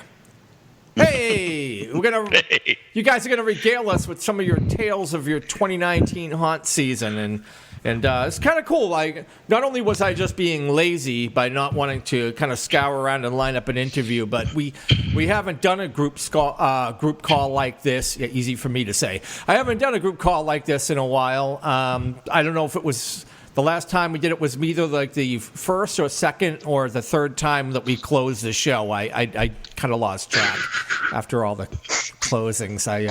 But anyway, good to have you guys here. It's always a pleasure, as they say. Happy to be here. Yeah, me too. All right, guys. Nice to be there with everybody. Hey, I thought, why don't we start off with the noob to the team, the new edition in 2019. Wait, did you join in 2018 or was it 2019? It was 2019, right? Was it? Jeff, how long you been with us? Yeah, Like it was 6 months? 2019. 2019? I think so. I've done some stuff in the past with you guys, just on and off, like drinking at Transworld and whatnot. But yeah. Yeah. I mean, the usual. But yeah, no, I think I've actually survived 2019 with you guys. So yeah, that's great. I think it was that JT said he was hanging out with you, and you had expressed some interest in taking over the news segment or something at that time. And I was very interested in him taking over the news segment. Well, considering you did one like once a year, maybe, it was. I'm not plugged into the industry. I'm just this guy who likes Halloween and everything. Jeff is somebody who's actually part of the business and everything, so he's the logical person to cover the news because I don't know what the news is. But you're a cool guy. Yeah, it's funny. That goes without saying. Yeah, after your first segment, it's funny. I got a feedback from one person who's just purely a home haunter, completely unplugged from the pro side of things, and they were like, "Well, I found you guys because I found our Make and Take group because I was listening, and you guys used to do all the updates on the Make and Takes and the home haunter groups," and I'm like, and I said, okay, I get it. That's you want more of that, but we also, and Jeff is doing more pro stuff, but we haven't done any of those updates in like 5 or 6 years. So what difference? So we weren't even doing those. So what difference does it make that the new person that we brought in, who is doing more industry-related news, we're at least getting news. Like we weren't getting anything, and Revenant wasn't doing this segment more than once a year. So the fact that he actually stepped up and told me that he wanted to do it and was willing to take it on, and Revenant couldn't have been happier to get rid of it. What am I going to do? You're like, I mean, the thing is I think that's the beauty of our industry is it's so eclectic. They at this point now having the escape rooms, the haunted houses, the home haunters. Now you're throwing the Christmas people in the mix. Eventually, it's just going to be experiential entertainment, and it's just going to be a bunch of weirdos who like to make experiences for people to participate in, and that's all that we're going to become. So, I mean, the more information we could put out there for anybody and everybody, the better. So, absolutely, I can definitely toss out some fun home haunt stuff as well every now and then. Well, if you come across anything, but once again, it's harder to find some of that information because. Once again, I'm not even sure where you dig for it anymore. I don't know who's on Halloween forum or Haunt forum, or almost everybody's just on Facebook into different groups, and they've all started their own groups, and some groups are small and some are big. Some are too big because you can't really follow a thread of anything because it's gone in 2 seconds. And unless you want to scroll for days to find stuff, it's kind of hard to do that. Yeah, so it's like once Do you again, remember the massive page of Halloween Project's website back in the day? Oh yeah. Which one, the monster list or the Halloween L1 site? Now, yes, the monster list. It was was amazing. I don't even know if that's still around. It is. I found it. Oh, is it really? Day, actually, yeah. It's hilarious. I was working on a project for the escape rooms. I was working on hacking one of those Christmas trees to make it talk. And I'm like, wow, this is really outdated stuff. Let me go on the monster page of Halloween projects. I'm sure it'll be on there, and it was. So that was always the go-to. It's funny. One of the guys who used to do a prop segment on the show a long time ago said, "Yeah, it's great. It's filled with stuff that can get you killed. It's filled with a lot of information that probably will, cause you to lose a phalange or two or kill somebody." But you had all the door closer pneumatics and making pneumatics pneumatic cylinders, stuff that can turn into like deadly shrapnel at the blink of an eye. Fragment grenades and whatnot. just keep the PSI low, you'll be fine. But I find the Haunters Hangout on Facebook is actually pretty good. And if you like a comment or something you want to follow, just make a comment on it, and then you can follow it easier. Because I found the same thing. You scroll through a million stuff, but they're pretty good on point with that one. And the other cool thing about the Home Haunter thing is that if they're coming into this for the first time, a lot of that old info is new to them and still pretty cool. So even our old shows are still doing the job. So that's pretty awesome. Well, I wax nostalgic for all that because that's when I got into this, which was like 12, 13 years ago or whatever.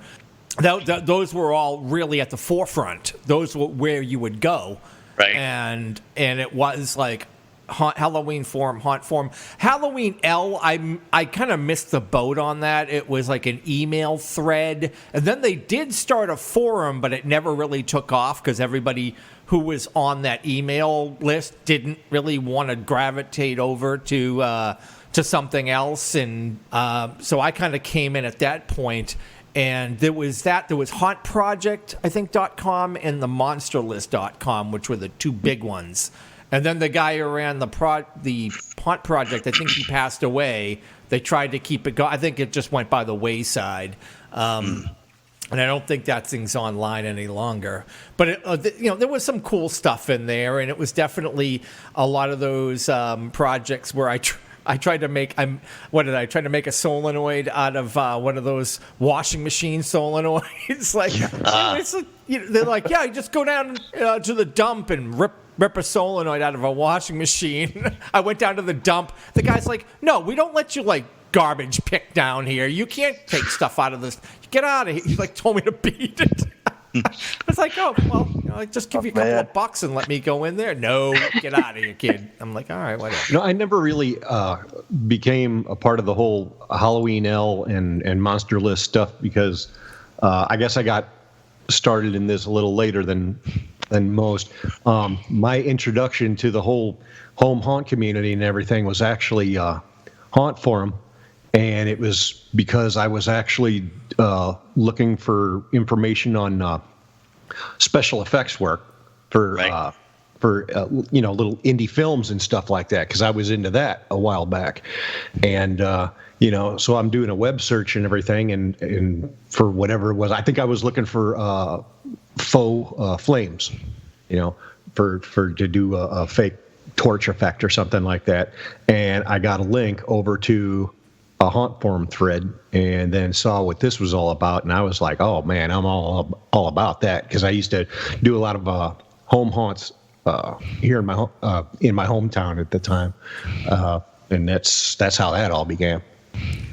Now, Ed, you were doing this stuff long before any of those things were around. What was around for information? It was just you had to talk to people. You actually had to physically meet people to get information. Yeah, there was no internet per se. We had this is really show my age. We had AOL. We had the AOL site where you could log on to AOL and then share stuff, but it was really hard to find things. So, I actually had to read books. And when I was teaching myself special effects makeup, I had to get Corson's makeup book. It's like $80 for a book. It's a college course book. And you could, at some of the shows like Chiller Theater in New York, because I'm from New Jersey, you could maybe talk to, Tom Savini or some of those guys that were, or Berman was just starting out, which is a special effects and makeup company, super nice. And back then they were just starting things like cold foam, which now is a pretty common process, and things like that. So so they were eager to talk to you. But I mean, again, it wasn't like you walked in there with prior knowledge. So everyone was kind of starting out on you're either making the stuff from scratch or you're learning it, so you're either at the top of the scale or you're just coming into it. So it was a really disparaging kind of vast difference between what people were doing and what they wanted to do. And we all kind of figured it out, a lot of it. So if you weren't a MacGyver, you were kind of in trouble. What else was out there that you could get your hands on, or that you might still have? Actually, Thanksgiving we went by my mom's, and there's some stuff in the crawl space there we were going through, and there's Corson's makeup manual, which is still a great book. Tells you how to make molds and stuff. But I mean, they're talking about like using mortician's wax and different things like that all the way back there, and there was some engineering books and stuff. But again, nothing was really made for animatronics like we're doing. So I did find one on aircraft pneumatics and those kind of mechanisms with cables and the different pulleys, because obviously something like that fails, you're in trouble. So they're made really, really well, and I was able to glean some of those things. And at the time, Dick Smith was doing his thing, so there was always the how it's made kind of thing before they had that show. But it was always behind the scenes kind of things you get on the back of the video, because this is how long ago that was. Videotape, kids. It's a big, huge cassette, and so on some of those you could see some of the stuff. Like, I was always amazed the first time I saw someone do like a mechanical hand mechanism like they had in the Terminator, for underneath like a big claw, non-human size hand. I thought that was the most amazing thing ever. So that was probably one of the first mechs that I ever made. But things like that, you just kind of had to figure it out or find it, and it wasn't easy. Yeah. Hey, before we get too far into the weeds, why don't we kind of go around the booth here, and I'll just kind of hit everybody with the same question, and we'll just kind of cover the basics.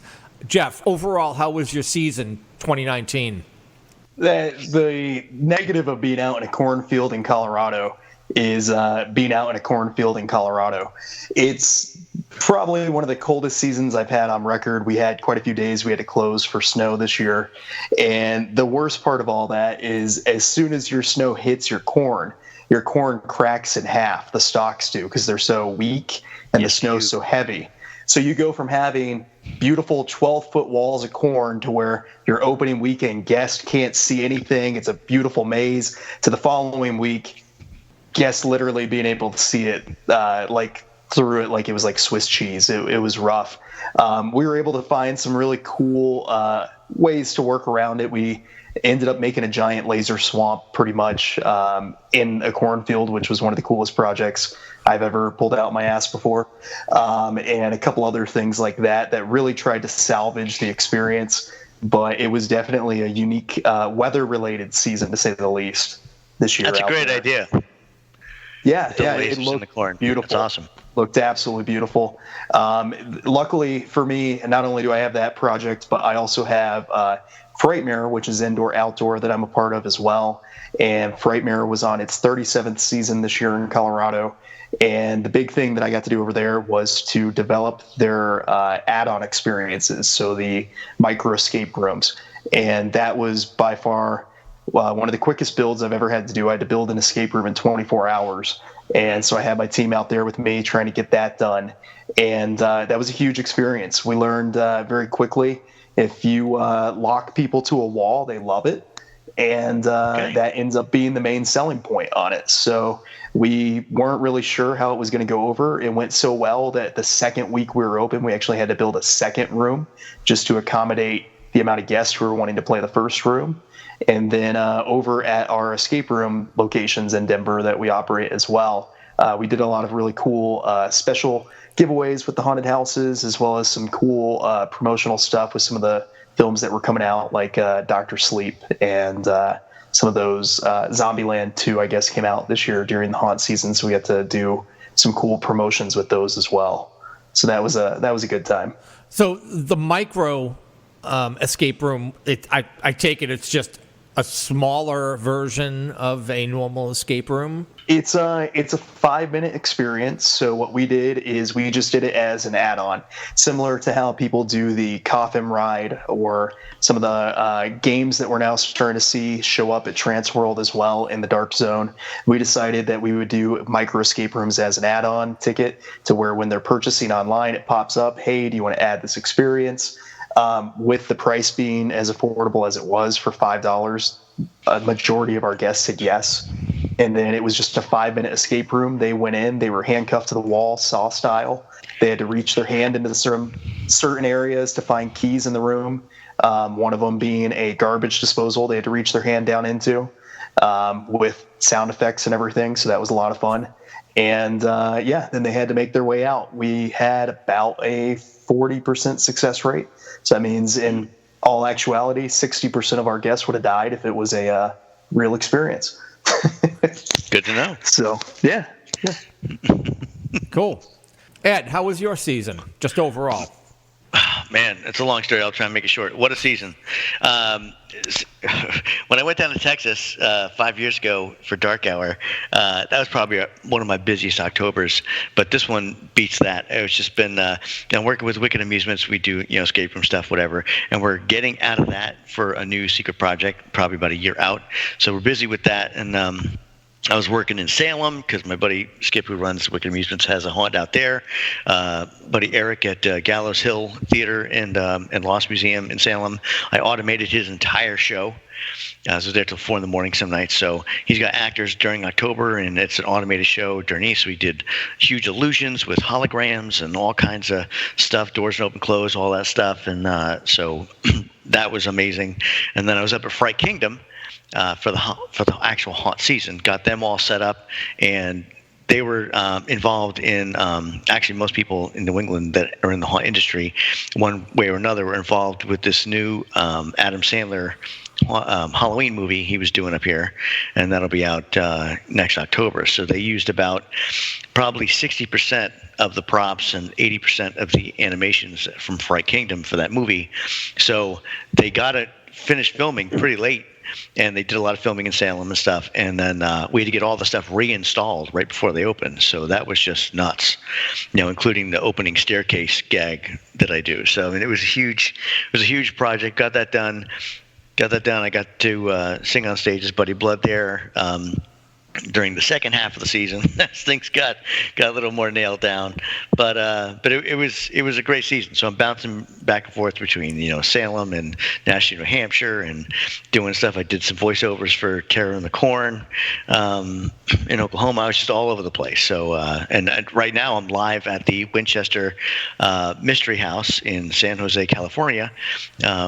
Helping a friend of mine with an escape room they're putting in here. So been a pretty busy year. Damn. And you're still with Dark Hour or no? No. I'm out of there for almost 2 years now. Oh, okay. Yeah. Well, last year I was up here working with Wicked Amusements. We were so knee deep in the escape room stuff because we were doing that full time still. It was just, we're flying all over the country. We're putting them in everywhere and incredibly detailed. And there's always, things that pop up, whatever. So I didn't get much haunting in last year, but this year made up for it. So cool. Did you get any screen time on that Adam Sandler thing? Did you get to play an extra or anything like that? Actually, you know what? I was offered that, and probably could have had Buddy Blood on there. But to be honest, I was so busy with the attractions in Salem and running around, I just didn't have the time. And so shame on me, but I just didn't have the time. Revenant, what'd you end up doing this season? Well, my season was actually kind of a wash. I got sick early in the week on Halloween week, and while there was some kind of stomach bug that was going around the area at that time, and a lot of people were getting hit by it, and it was short-lived, but it was pretty savage, and I was pretty drained. And so when Halloween came around, I was like, well, they're doing the haunt this year, that home haunt that I always play at, and I feel good enough to be able to work it, but I knew that I would not be able to go to work the next day if I did, because I just didn't have any reserves. So I told them, I'm sorry, I can't do it this year. And they said, well, come down anyway, come through the haunt and see it, and have some chili and a couple beers with us, and because we'd like to see it, because I only see them once a year anyway. So I went to the haunt, and they did surprisingly well. They had gotten a really late start this year, and they hadn't even come up with a theme until like 3 months before, which is unheard of for those people. They've usually got they at least know what the theme's going to be a year in advance. But they managed to do the last minute scramble, and they got it going. They did a zombie haunt for the first time, and they had it set up to where it was supposed to be like a CDC facility, and there was an outbreak of like a zombie virus or something like that, and you had to make your way through the CDC building and escape from it. And it did a pretty good job. I mean, it was for being such late starters and everything. They really pulled it off well. I was impressed. But, this is a family that's been home haunting for just years and years and years. So, they're pretty resourceful, and they have all their building materials and stuff, stored away there. So, it's kind of impressive. Now, next year is going to be the big one because it is the last haunt. And I usually roll my eyes because their ending the home haunt is the same as us ending this show. It just happens very, very frequently, and then there's a pause, and then they come back. One of these days, it's really going to happen. Yeah. Well, I got a feeling that this is going to be the end for it, just because with this couple, the husband's health is not very good. Things are getting worse, and he's just doesn't have the physical capacity to do the construction work and stuff again. So they're probably just gonna it's gonna be Saturday too, so it's a good kind of big blowout, wrap it up and be done. Yeah, I'm gonna pull out all the stops, and this time I'm gonna make an extra effort to come there ahead of time, to help with the build and the designs and everything like that. I want to be able to outfit that thing with the best sound they've ever had, cool. Help with the lighting, and we're going to pull out all the stops.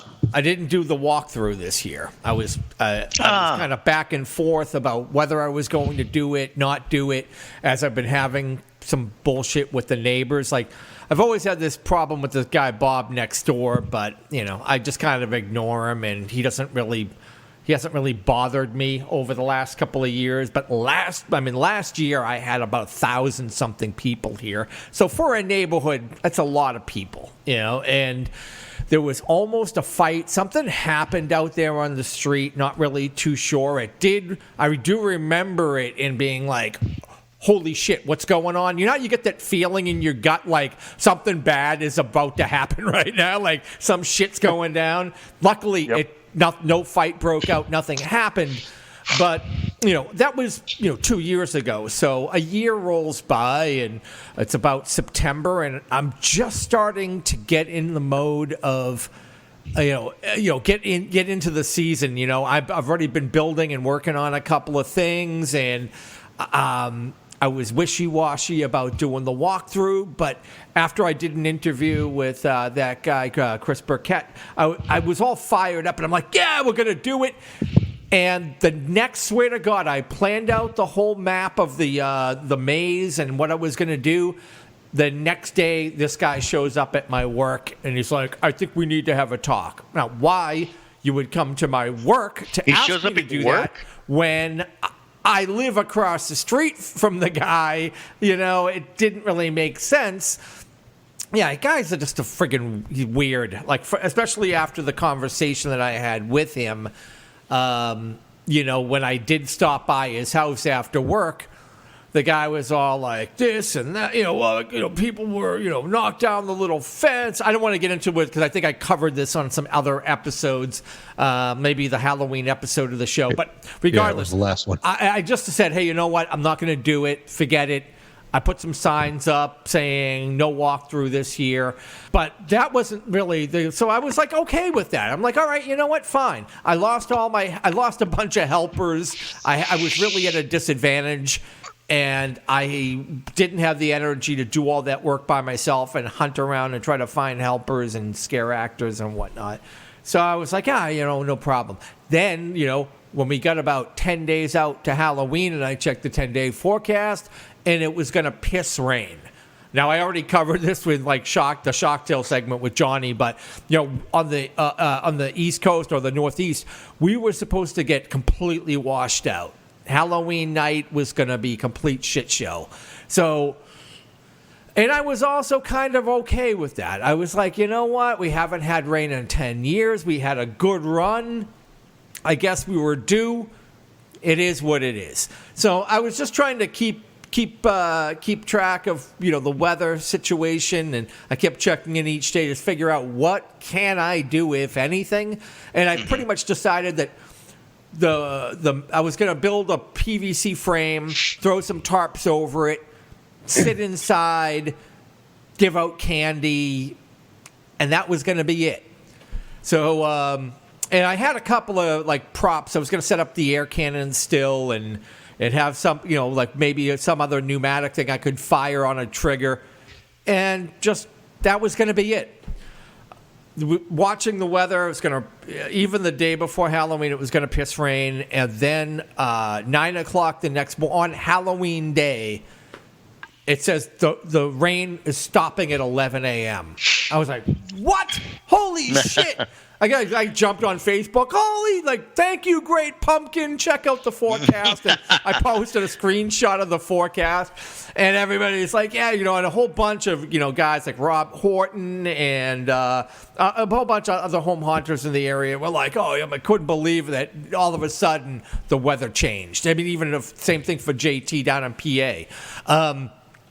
So everything changed, and I was like, holy shit, I can't believe this.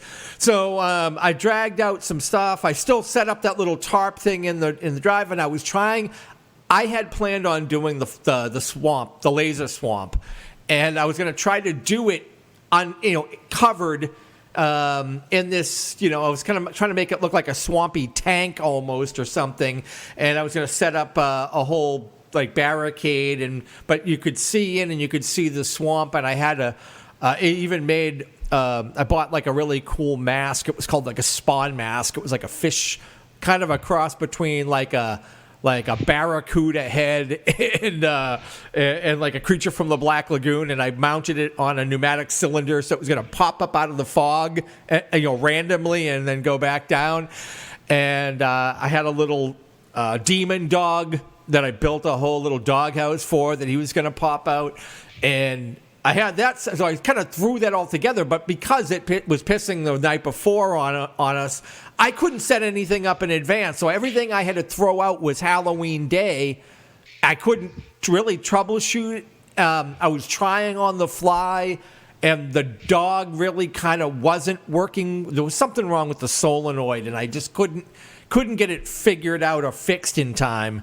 It worked. I got it to like work for about a half hour, but once we got into and the trick-or-treaters were showing up, it just stopped working, and I would hit the trigger, and all it was, you could hear the sound effect of the dog growling.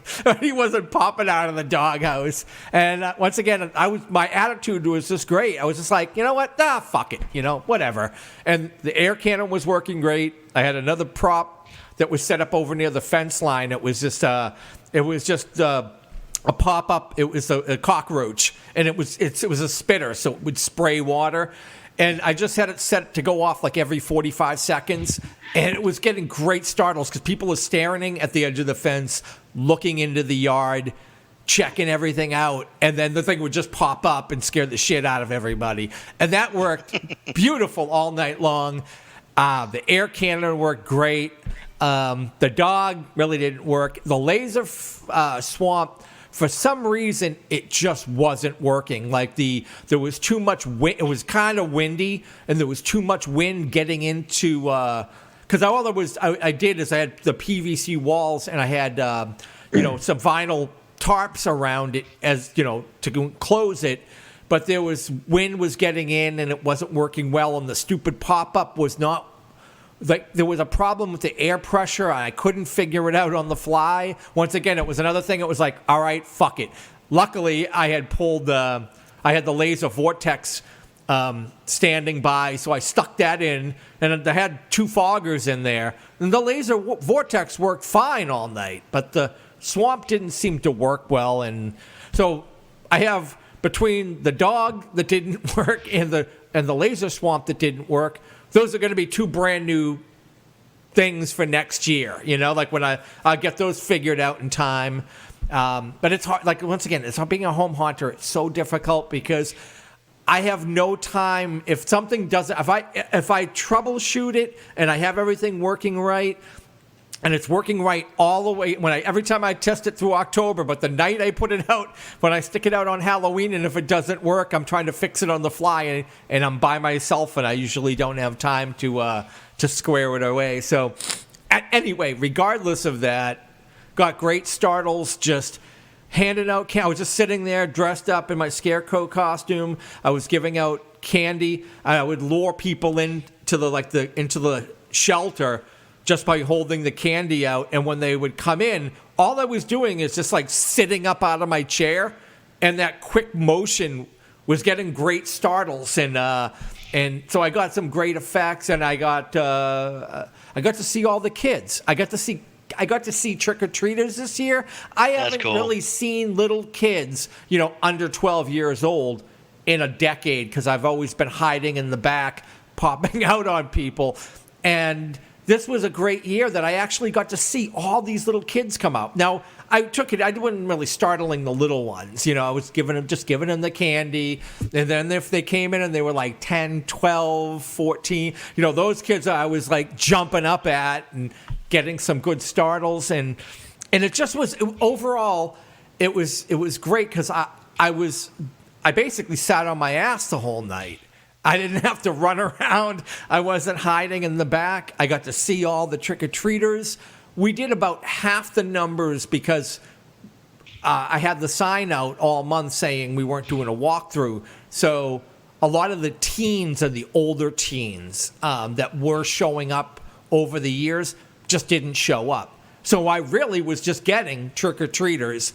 And awesome. Some people that would come by who didn't know, like they just knew to show up every year, and they were coming. Some of them were a little depressed. They were like, "Oh, you're not doing the walkthrough?" And I'm like, "Nope, sorry, not this year." And because I didn't do it this year, now all of a sudden all these neighbors start coming out of the woodwork, going, "Hey, come on, you're going to do it next year, right?" Well, I don't have any helpers. I can't do this all by myself. I got problems with the neighbor across the street now and Bob's. I got 2 neighbors ganging up on me. They're like, we'll get the street closed. We'll get a party permit. We'll shut the street down. I go, well, that's step 1. Next thing is I'm going to need like 4 or 5 people who can show up here, help me set everything up, help me tear everything down, and I'm going to need like 2 or 3 people to help be scare actors. If you guys can get all that done for me, we'll talk about doing it next year. And so they're all like, oh, of course everybody's, I'll definitely do that. I'll talk to you in the summer. I go, yeah, we'll see. We'll see. Yeah, you're going to have a lot of enthusiasm a couple of days after Halloween. Let's see what it's like 6 months from now. Exactly. That's what I even told them that. I go, I understand you're all motivated right now. Talk to me in August. Talk to me in September. I've heard the Bob stories for years. Yeah. What's the distance from his house to yours? Oh, he butts my property. He's right next door. So what you're saying is we could do some really awesome projection mapping on his house. Probably. I don't see any legal consequences to that. I mean, you're not decorating his house, you're shining light on it. Yeah. He doesn't give out candy. He hasn't in years. Yeah, he refuses to give out candy. Just make it part of the display. Dude, he needs to get egged. Trick or treat is not just a saying, it's a verbal contract. If he doesn't treat, he gets tricked. Damn it, what is wrong with these kids nowadays? Seriously, we would have egged the shit out of somebody's house if they were like a curmudgeon like him back in the day, back in like the 70s and 80s. But like I say, we don't even make eye contact anymore. Like he just shuts the hell up and leaves me alone.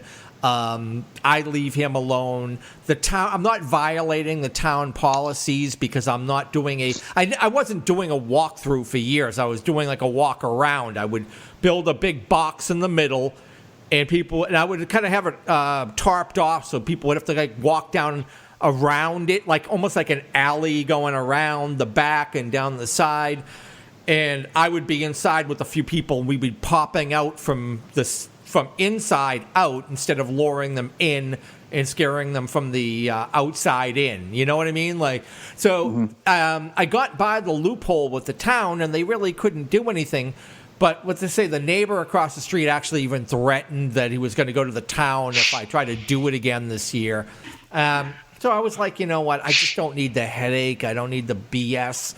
And you know what? I had such a great year this year, even though, you know, if you asked me last year, I would have said, oh, it's going to suck. But by doing that, like seeing all the trick-or-treaters, I was getting great startles. I didn't have to do all the extra work.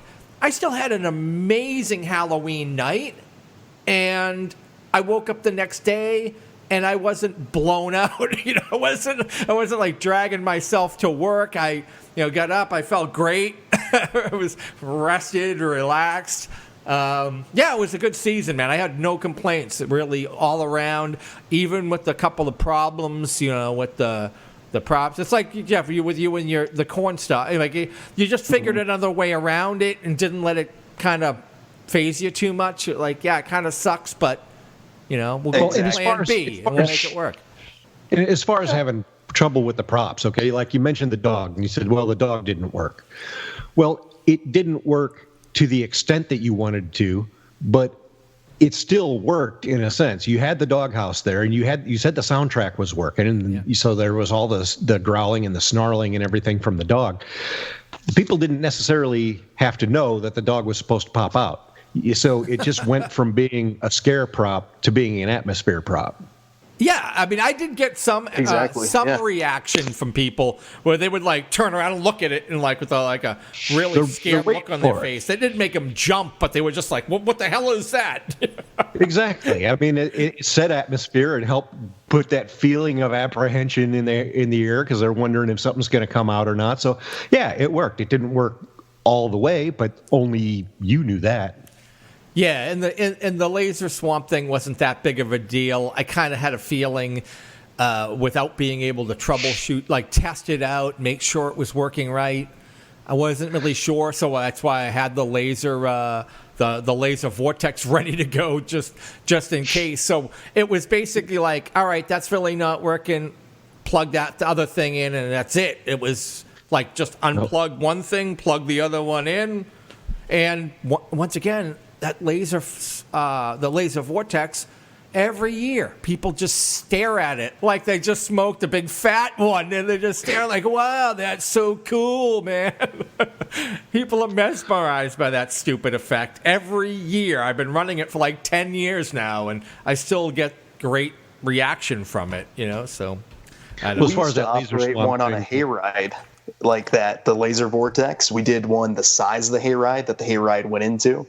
And that you're right. I had some of the coolest effects on that hayride, but the only thing people came off talking about was my laser vortex. People love that effect. It's like, and it's a relatively cheap effect to make too. It's a great one, definitely. It's so easy. It's so simple.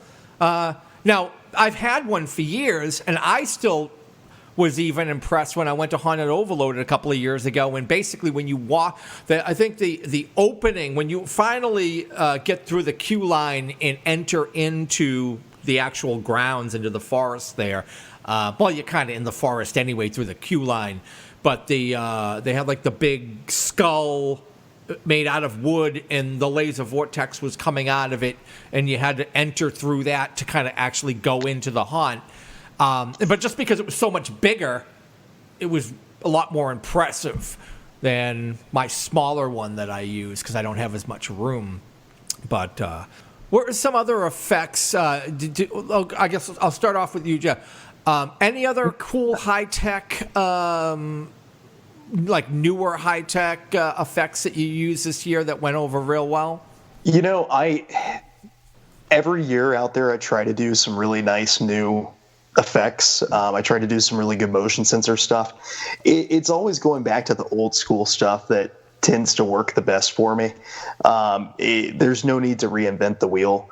One of the best effects that we did is after Halloween last year, we bought, I don't know if you ever saw the pictures on my Facebook page, but we bought probably about 200 foam carved pumpkins So I had my back of my pickup truck, I had 2 loads worth of foam pumpkins in there. So we had some really good photo ops with those this year, but we had a pumpkin tunnel you had to walk through with those.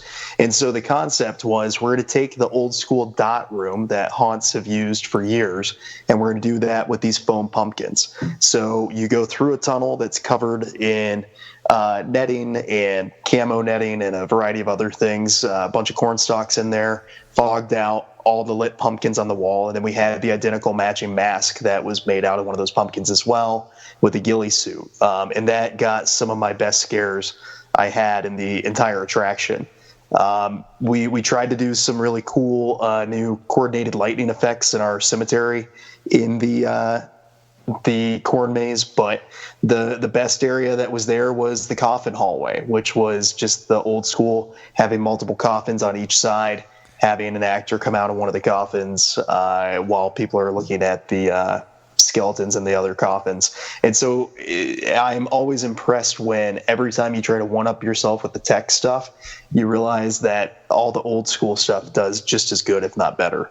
And it's more reliable, too. Yeah. Now, did you you carved out every one of those foam pumpkins, and did you have like LED light inside there in each one, or? Exactly. Is that, yeah? Yep. So we hand carved pretty much, I want to say, for 2 or 3 months every weekend we were just pumpkin carving, which sounds, as a haunter, you're like, oh man, I get to carve pumpkins, that's gonna be great. After a couple weeks of it, you get real tired of carving pumpkins. Yeah, once you get to about pumpkin 120, it starts the glow wears off. I've been there. Exactly. Yep.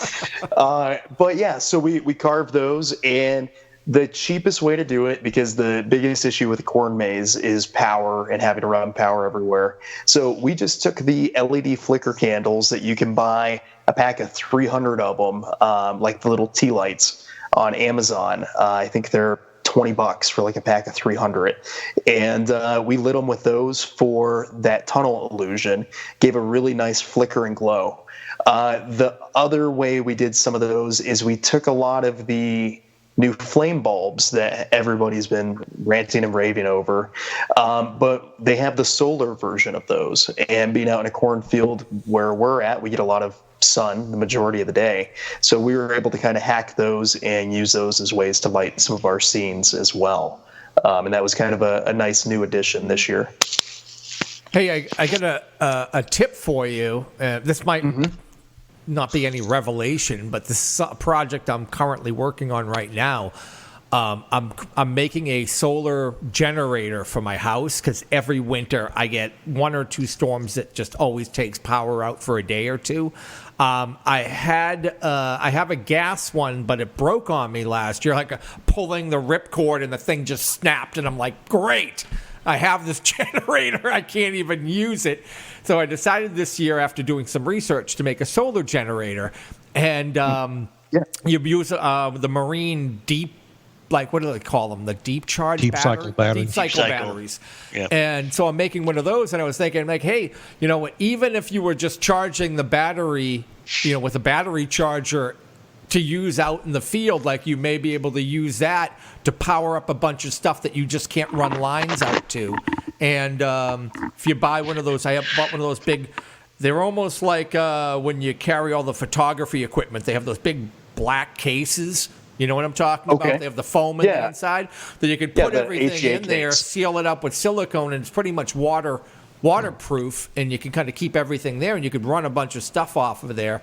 Just a thought. It's just something I'm doing right now that I thought, wow, this could probably have some haunt applications to it.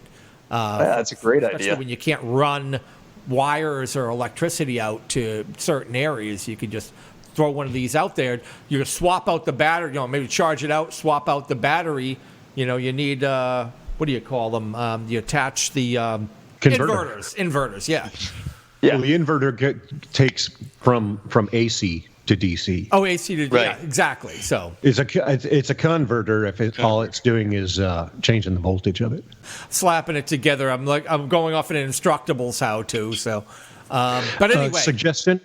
So, if you're going to be making something that you would want to use, like say out in the cornfields or something like that, for durability reasons, instead of going with the deep cycle marine battery, look into using golf cart batteries.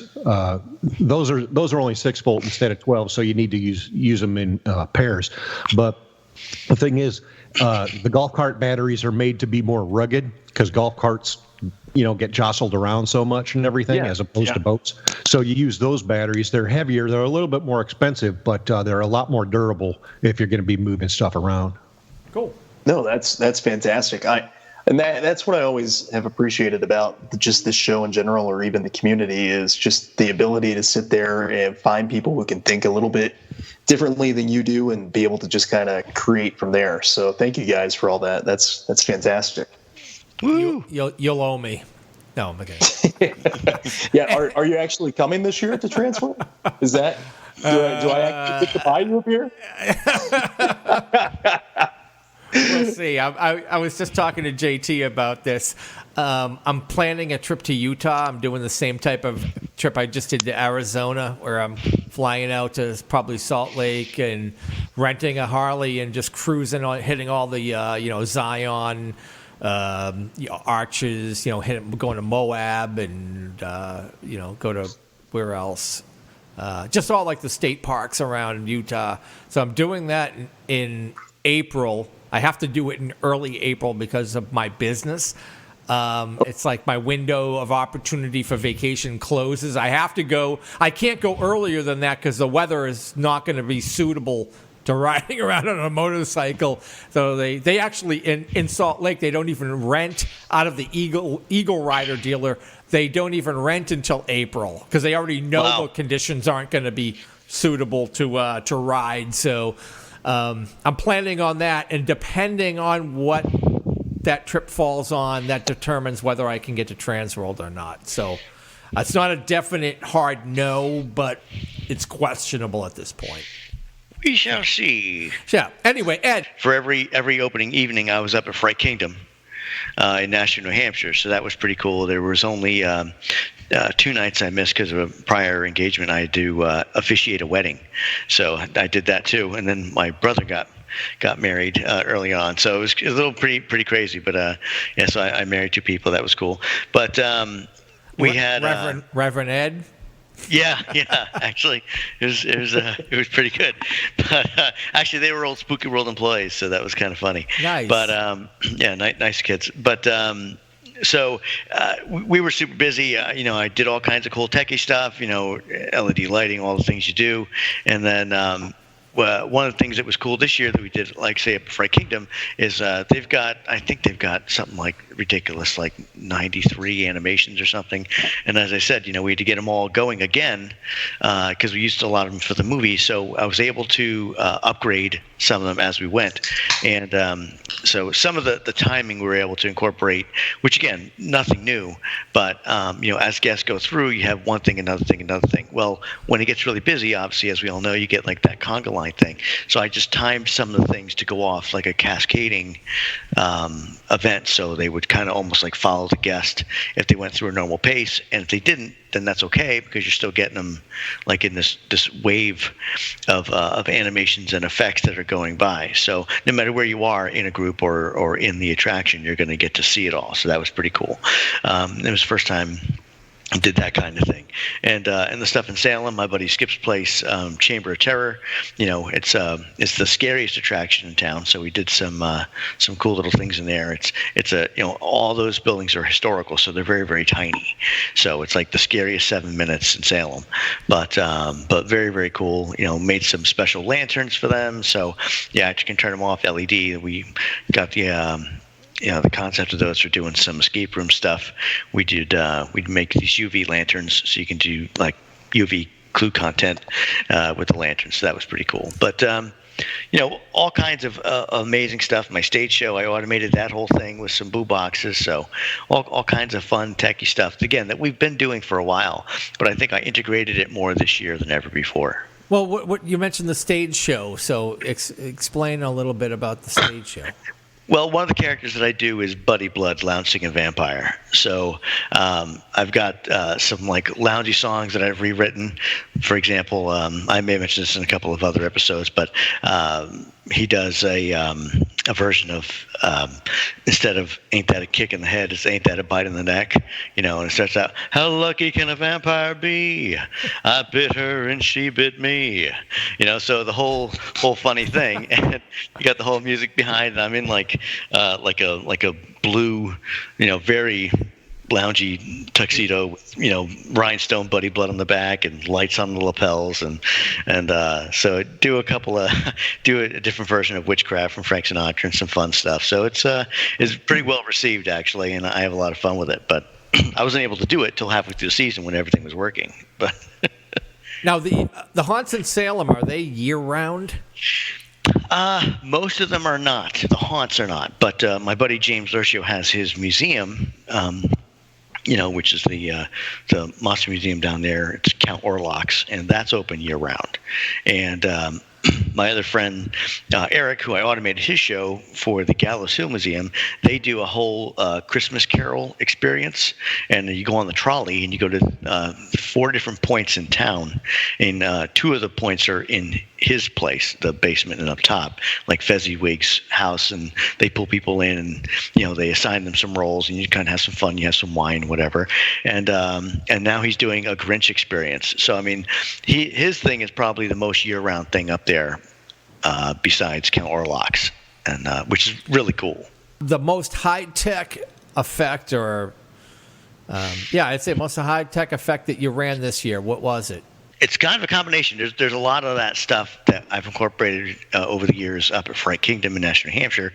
At Eric's place, I did a bunch of stuff, and also Fright Kingdom, they do a couple of off-season shows. They do a zombie prom. They're doing when I get back, I gotta do some Christmas songs for their Christmas event they do, which is haunted, and they do a Valentine's one too. So they're pretty year round too. But as far as the high tech stuff goes, probably the most high tech thing would be the Gallows Hill Museum that I automated their entire show. So I slaved 2 Boo Box 16s and used pretty much every effect you could use on the Boo Box.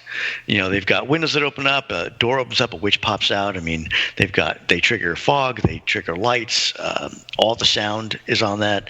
Did like a step effect with 2 Boo tunes linked together where the speakers are in the audience and it sounds like a step is coming out into the audience. Bats come down from the ceiling and go back up, all kinds of amazing stuff. It took me a couple of months, at night usually, and weekends. So, but it's pretty impressive, and it's a lot of fun. It's a good show, and not to mention the hologram they want to do, because they wanted to have no actors during the summer. So that thing is a piece of plexi. He got, I think it was ridiculous. He got a good deal on it, but it was pretty pricey. It's 10 foot by 6 foot, and because it has to be leaning out towards the audience to get that effect, and pretty cool. We projected it onto a ramp in front of it, so you've got these Puritan people kind of telling the story of some of the stuff. Almost everything in Salem has to do with the witch trials, but his show has some of that in it too. But it's more of the history of the area as well, so that's pretty cool. Talking about all this high tech stuff and the automation that the haunts are using, are they still making good use of live actors in the haunt itself, or are they just kind of relegating them to the queue line and that? Personally, I think most animations are great for timing, keeping the timing steady, triggers and distraction scares. But really, there's only in my opinion, there's only a handful really of animations that are scary. And one is the silly thing. I even forget who made it, but it's like a medieval knight that kind of stands up and he leans forward and his arms reach out and he goes right back. And that motion looks like an actor reaching out and they go right back. And that's a good scary animation. A lot of the other ones are amazing, and even some of the ones I made from scratch. I had a werewolf I made at Dark Hour, rips a guy in half. He's 8 foot tall, rips a guy in half, leans in the gap, shakes his head around, water comes out of the guts, and he puts them back together, and you can't see the seam. Awesome, and it's a showstopper, but it's not necessarily scary except for the first pop, but it does set all the actors up for the amazing scares that come after. So, in my opinion, a good animation is one that is in conjunction with an actor or a distraction for an actor to get the actual scare, and in that way you get a really good texture of a show. You can, and the animation hopefully is always going to be doing the exact same thing, so it's easy to orchestrate, a level of scare, because I think it's like telling a story. So if you do all level 10s, they become level 5, 2. Well, I'm just happy to hear that, because I know that there's a tendency sometimes for people who run an attraction like that that consider how much easier it is to deal with animatronics than it is with people, and they just want to go all with automation and everything like that, and you end up with something that really doesn't have a vibrancy or a life to it. Yeah, they're kind of cold, and it's a cool looky-loo, but you may get a startle, but it doesn't really have, like you said, it doesn't really have a soul. I've had innumerable clients all over the country ask me to make them an animatronic haunted house for that reason. Because actors are people, and people can be unreliable, and things happen, and that's how life works. But in animations, they're predictably how they break. And I get it. But for your show to have a soul, you kind of need people. You need monsters to bring it to life. So even if it's just one guy running around, doing different scares, that you don't expect, and you get that interaction. Anytime you can, again, I don't mean to go on about it, but anytime you can pick out a person in a group or a group in general, and you hear a thing they say or something and make it a personal experience, that's something an animatronic will never be able to do, at least not in this decade. So that to me is probably the most important aspect of that kind of haunt. Yeah. Speaking of that, I've taken my daughter to a number of different haunts. And through the queue line or somewhere, I don't even remember where they really pick up her name, but she is super jittery, and they know she's an easy scare. She's a good target, right? Right. And I've gone through a bunch of different haunts, and people are always like, Mackenzie, and they're jumping out, and they're going after my daughter, and she's freaking out, and she's like, how do they know my name? Now, they probably picked it up from me saying hey, Mackenzie, come here, or whatever, and It's funny, but the actors play off of that, and once again, you get that more of you get that personal experience you couldn't get with an animatronic, but just funny, because good actors also know how to go after that person, because they know that they're going to freak out. And as far as knowing the name, listening for the name, that's exactly what's happening, because as I spend most of my time in the queue line, those of us who do the queue lines and everything like that, that's one of the things that we're listening for, is to hear somebody call somebody and keep an eye out so that you can pick up somebody's names. And then you just go to one of the intermediary people that's between the inside of the haunt and the outside, and you drop that name and you point out who it is, so that the people inside the haunt can set them up. Even if it's just, if they're back in the shadows whispering, and somebody starts hearing their name being whispered by 3 or 4 different voices coming from different directions, that'll creep them out pretty good. Yeah. Now, Jeff, the dead zone is all outside, right? That's the... Yes. Yep. So you have to pretty much depend on all actors, or you're probably more what? Are you more 90% actor versus animatronic, or... Exactly. So dead zone is literally nothing but actor. What we're trying to develop a little bit further is trying to bring a lot of the qualities of the indoor haunts to our attraction. So we're trying to do a little bit more walk-through aspects. One of the things that we're planning on expanding into next year is the boo buttons, to where instead of the boo buttons to where you would normally hit them to have a sound effect, a light go off to then accompany your scare. For us, being the fact that it's all outdoors, we're looking at doing it more with the motion sensor, and then the actor being able to also play into that as well. So ours is definitely all actor driven, to say the least. Yeah. What I used, I picked it up last year, and it works great, and it saves my voice. The next day I can actually speak, as I use one of those little micro screen boxes. I think I picked it up from Fright Props. you get a little fanny pack that you can get a battery. You can think you can use AA's, but it's about 40 AA batteries for the pack, or you can buy the little. It's like a little mini. It's like a little mini car battery, and you just have to charge it up with the little battery tender, which it comes with.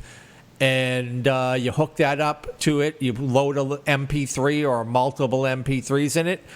Connect a trigger to it. What I did is I have the wire. I made a little necklace so it hangs right under my throat.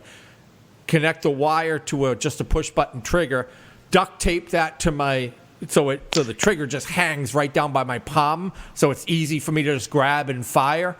And every time you fire it, it's if you have a monster growl or even a voiceover or whatever, every time you hit it, you go like rah, come. So I'm not, and it sounds realistic. It's not me trying to go rah every freaking every 2 seconds. I can hit the button. It's very loud. It gets great reaction because people know that it's not a person doing it. Like I think I had a bunch of Poison prop effects loaded in there, and I was hitting it, and it was just like this screaming or growling coming out of it.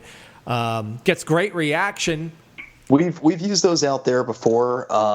Unfortunately, the cold weather that we get has fried the electronics on them in the past out there. Yeah. And that's also the joys of that property is that property is a partnership. So it's the Botanic Gardens and ourselves operating that together. So ultimately, it has to be the Gardens who decides to do the closure for the evening. So when that happens, sometimes we'll get those cold weather nights, and they'll see that there's still people lined up, so they'll keep it open out there. So I definitely feel for my staff who get to deal with that. But with that being said, I still just can't beat my fog effects out there because essentially your cold weather you run into is the same thing as a fog chiller. So I have a stadium fogger we use out there, and I can literally fog out a 7-acre corn maze with that on a cold night, to the point of where you can't see more than a couple feet in front of you. And that is just the greatest thing to be able to do, is be able to get up in our watch tower that we have, look down into the maze and be like, cool, we did it. we fogged out the entire maze in about 30 minutes. That's fantastic. So as many cool effects as I could throw at that property, I would say that's probably my least technologically advanced property over there. Our escape rooms and Frightmare definitely have a lot more unique effects to them than Dead Zone does. What are some of your best characters that you have out there? Yeah, so out there, the concept is we really built off the Children of the Corn concept, to be honest, in a lot of ways. It is about a cult who's sacrificing to the corn so that the corn grows better. So it definitely is an adaptation of Children of the Corn in quite a few ways. But with that being said, our corn god is the Crow, with a K. And the Crow's followers are all of these robed individuals with Plague Doctor style mask. And so what we've done is all of our upper level management team, we have called them High Priest or High Priestess. And what they do is they walk around in those robes with those Plague Doctor masks. They keep an eye on all my actors. They make sure everybody's safe out there. They check in with everybody. They take water to everybody. They check on the effects, refill foggers, but it also gives them the ability to be interacting in the maze. And so for me, the benefit is not only do I have a upper level management team who can keep an eye on everything, but that also gives me 4 additional high quality actors in that maze who are going to follow people, are going to listen to names, pass it on to other actors, a lot of those aspects like that. And those tend to be the favorite characters in the maze. People love seeing our High Priest because all of our High Priests, they've done their own stuff. So we have lots and lots of bones in our attraction. I have a bone dealer. I call up every year and I say, hey, what do you got for me? And I normally get like 40 cattle skulls and a couple rib cages, whatever he's got laying around, we get.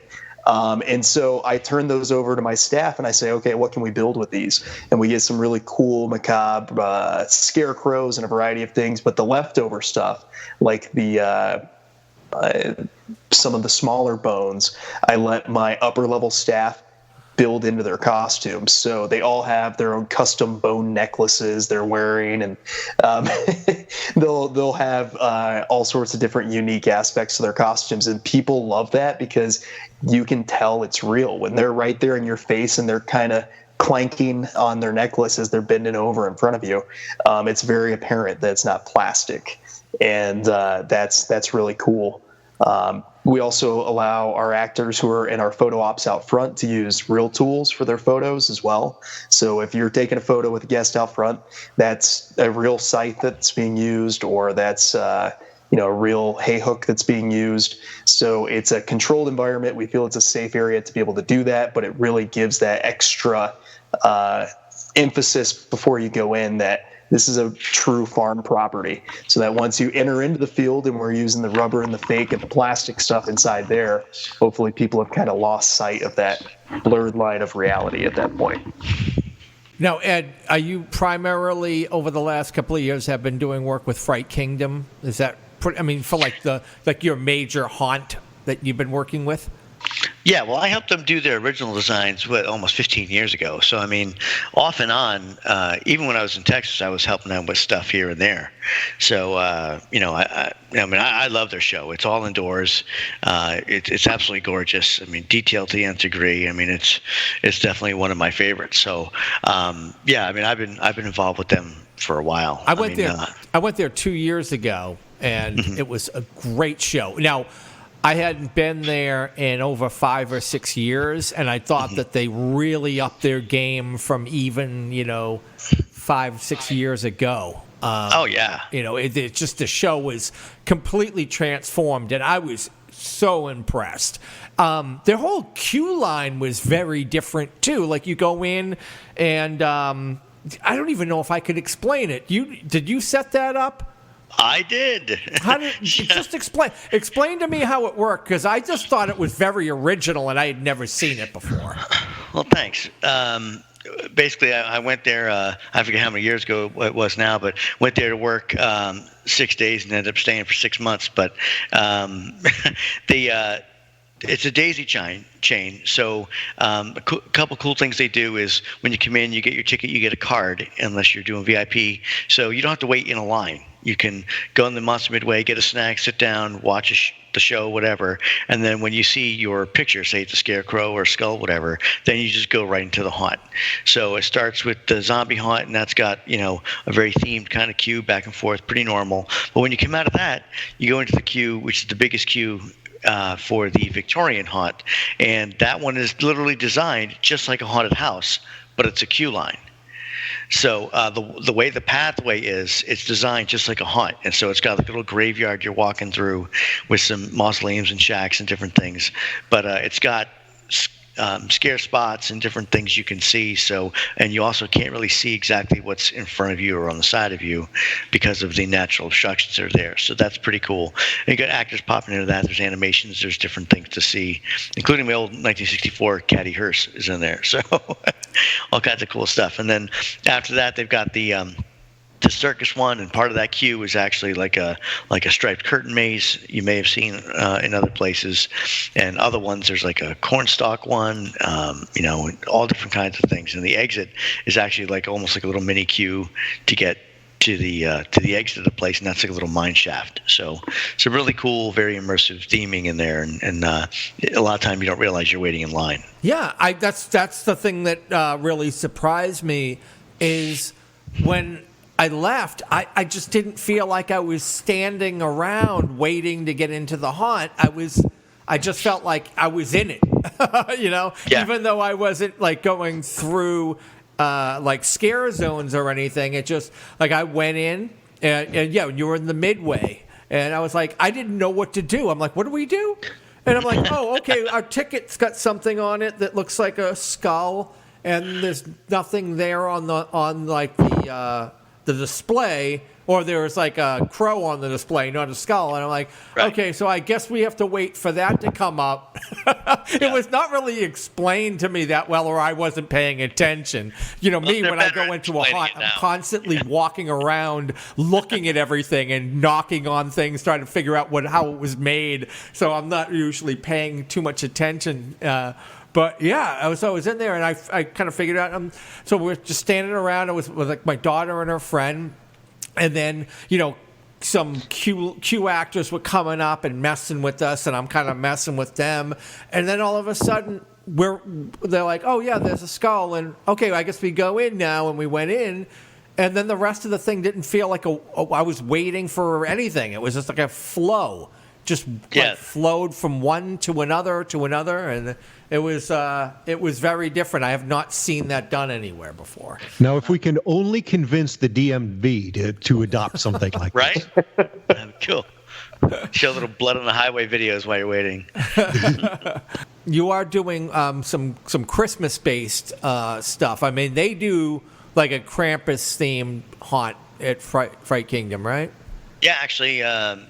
Next weekend, which is the middle of the month, the 15th through the whatever, that they're doing a holiday event there, and that's actually pretty cool. So they actually reskin a good chunk of the entire attraction for that show, and so different monsters, kind of like we did at Dark Hour. So different sets covering the old ones, gingerbread houses on the shack and stuff like that.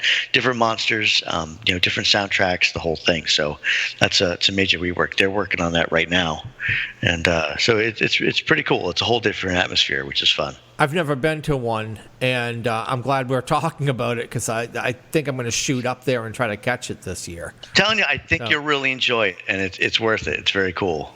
How about you, Jeff? You do anything seasonal? We used to. I think now that it speaks to the going year-round game. Now that we do the escape room stuff, we've just not had the time because it's truly myself and my business partner Josh Holder with Frightmare that operate not only all of our attractions but then the escape rooms too. So our off-season focus has gone to our escape room brand, which we have our 2 locations here. We're hopefully going to be expanding additionally this year as well with that. We actually did do a Christmas-themed escape room last year where we did a Christmas Carol. You had to actually go through Save Scrooge by interacting with all 3 ghosts of Christmas Present, Past, and Future. And that was a lot of fun, but to be able to re-theme a room and then have to flip it back, that was a little too difficult for us. So we've kind of moved away from that at this point. Now, it could be a lot of work. Yeah. How many escape rooms do you have in your location? Or you have, what, you said 2 locations? Yeah, so we have 2 locations. We have our Denver location, which is in the basement of a 1886 mansion. We got really lucky with that one. That one is actually originally part of the Prohibition era here in Denver to where we had tunnels running to that building. Nice. And so I fell in love with it as soon as I got to see it. It was very much my Ghostbusters scene. I was like Ray walking into the firehouse and being like, does this pole still work? I just absolutely had to have this place for our escape room. And we built our 2 first rooms there. One was a Lost Temple. One was a pirate-themed one. And then our 3rd one is a ghost hunting-themed one that actually uses the history of the mansion itself. So the names, the characters, even all the ghost hunting notes you find while you're playing it, those are all information that we researched on the place and put into that room. Fast forward to our Westminster location, which is 3 times the size of our downtown location. We actually have a Wizarding World room there. We have a Mineshaft room and a Alien Autopsy room, as well as we just opened VR there, so virtual reality. And we also have a Break It room opening in January to where you just come in and smash stuff. So that's also going to have, I believe, another 2 escape rooms at that location as well. And that one's located next door to a microbrewery that brews themed beers for our place too. So That's a lot of fun. Yeah. How often do you have to change out the rooms, like to freshen them up? You know, I feel like we go through and we do puzzle updates more than anything, where we decide that we're gonna, put a new puzzle in, or somebody's broke something so many times the same way, so we decide to upgrade a puzzle to help prevent that. But so far, since we've been open, we've done upgrades. We've not done total remodels of rooms. That might be changing. One of the new things that we're speaking with some studios on right now is there's a film coming up in March that they're wanting an escape room built to promote. So we would be looking at possibly building the room at our location for it to promote that film. And then as soon as that film promotion's over, taking those puzzles, readapting them, and then building a different non-licensed room from that. You find that the escape rooms are more profitable than a haunt? I'm not sure if it's more profitable. I think it's less stressful. It doesn't feel like it's a race to try to get everything done for that 1 month, and then once you're done with it, trying to then adapt it again afterwards. I'm constantly able to go in there. We're closed every Monday, so I can go in there and I can do any of my repairs or anything I need to do on a Monday, versus during haunt season, I'm like constantly pulling my hair out trying to get everything done on time. And it's also nice to be able to have the variety of themes all in one location. My big thing for me with haunts, I've never been a fan of a haunt that jumps me from one room where I'm on a spaceship and then now I'm in a mansion to now I'm in, there's a clown scene. Unless you have a theme that somehow ties that all together, that's been difficult for me to ever conceptualize. With escape rooms, I love the fact that each room is its own reality. It's its own story. So you open that door and it's very Doctor Who TARDIS style. I can look in there and it's a whole different world, and you can immerse yourself in that. And so I think for building and designing, it's always been easier for me to be able to look at it that way too. Now, Ed, you've gotten into the escape room scene over the last couple of years. I have. Are you finding that you're getting more work with that than you are with doing the haunts? Well, for me, it's a lot of the same stuff. I'm doing voiceovers. I'm doing, electrical. I'm doing low voltage. I'm doing electronics. I'm doing engineering. But the big difference, as I'm sure will be mirrored, is that in haunt we tell people not to touch anything. In an escape room, they touch everything, and they literally try it. They try to break everything. Oh, this sconce didn't come off the wall. No, I had to actually make special brackets of steel to bracket it to the wall because people were trying to turn it like haunted house style and broke the wires inside, stuff like that. So that's very, very common. So it's a different type of building thing. I'm famous for building things like a brick crap house, but it's different in an escape room because in that whole atmosphere is they're literally, every knob and everything, every light could be theoretically something that they're supposed to turn. They don't know what you're supposed to turn or what you're not. So I have to make it where they can't. So that's a huge difference. Yeah. So the design overall. I agree 100%. Yeah. I mean, it's just I've been really busy with that, and now we're working on some new top secret kind of project where we've gotten away from doing the escape room installs. So as far as the public is concerned, we're not doing those anymore. We're working on this thing, but we won't be able to do anything with it. I mean, to reveal it or anything for at least a year. So we're taking this year, we're developing this, do whatever. And so in between that, I'm still doing haunt stuff and all kinds of things. So if you don't have the secret squirrel decoder ring, we can't find out what you're doing until next year. I've been sworn to secrecy. Is this going to be kind of the next new thing, like the escape rooms were? Do you think? I think it's possible. Yeah, I mean it's extremely interactive and that kind of thing, and it's got a high throughput, so that'll be good. All right, I guess we'll have to wait and find out. You will. See, and that's the worst part though, is you sit there and when you and you'll feel the same way, Chris, as being a creative type who gets to build all this wonderful stuff with the haunted houses. You sit there and you look at it through your lens of, okay, if I built this, this is how I would do it.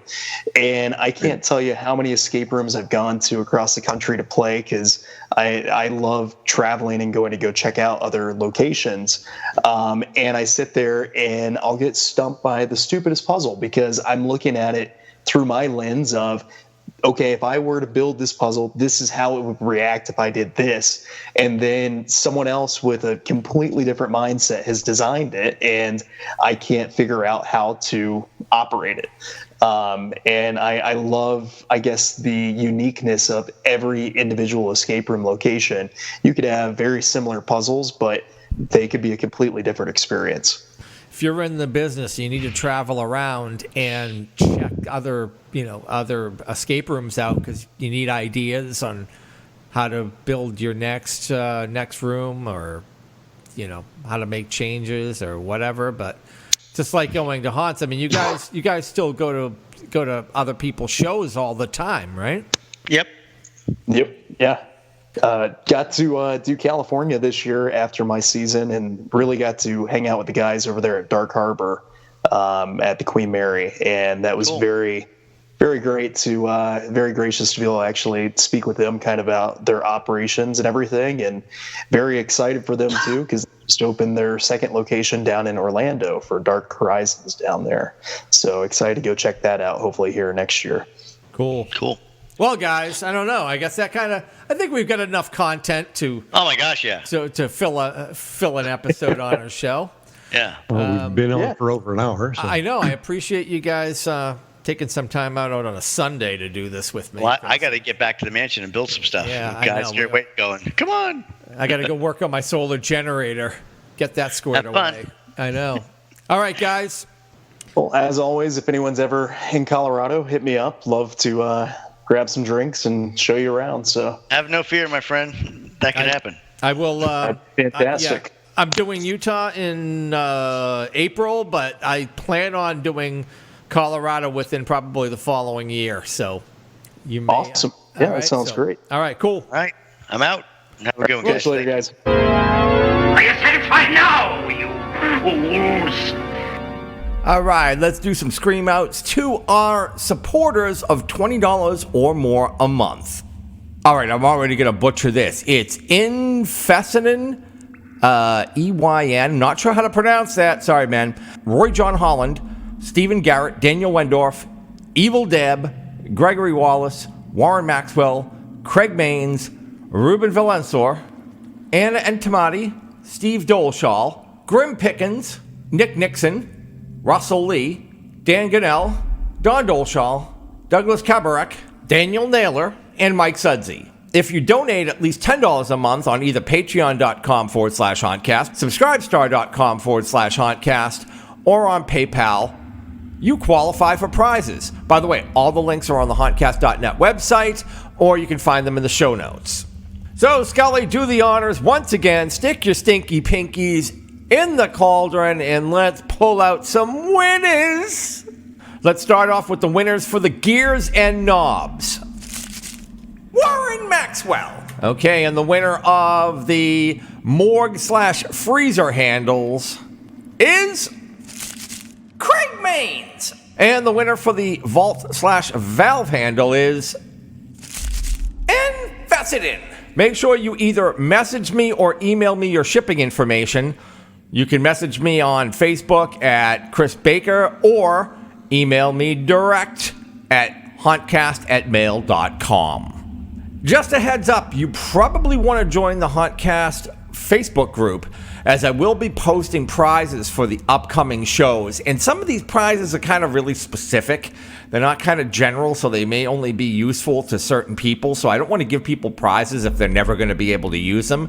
What I've been doing lately is posting prizes and asking members to comment on the prizes that they want to qualify for, so I don't give someone a prize that they can't use. Hauntcast 81 will slither out of the sarcophagus on February 7 with the entire Scream team this time. By the way, feel free to harass any members who did not participate in this EP on Facebook and other forms of social media.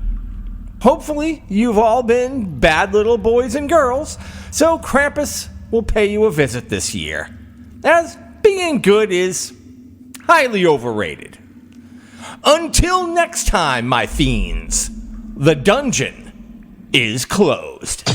Ladies and gentlemen, due to circumstances beyond our control, we are unable to continue the broadcast. But I can't leave them, I can't. Yes, go. You live.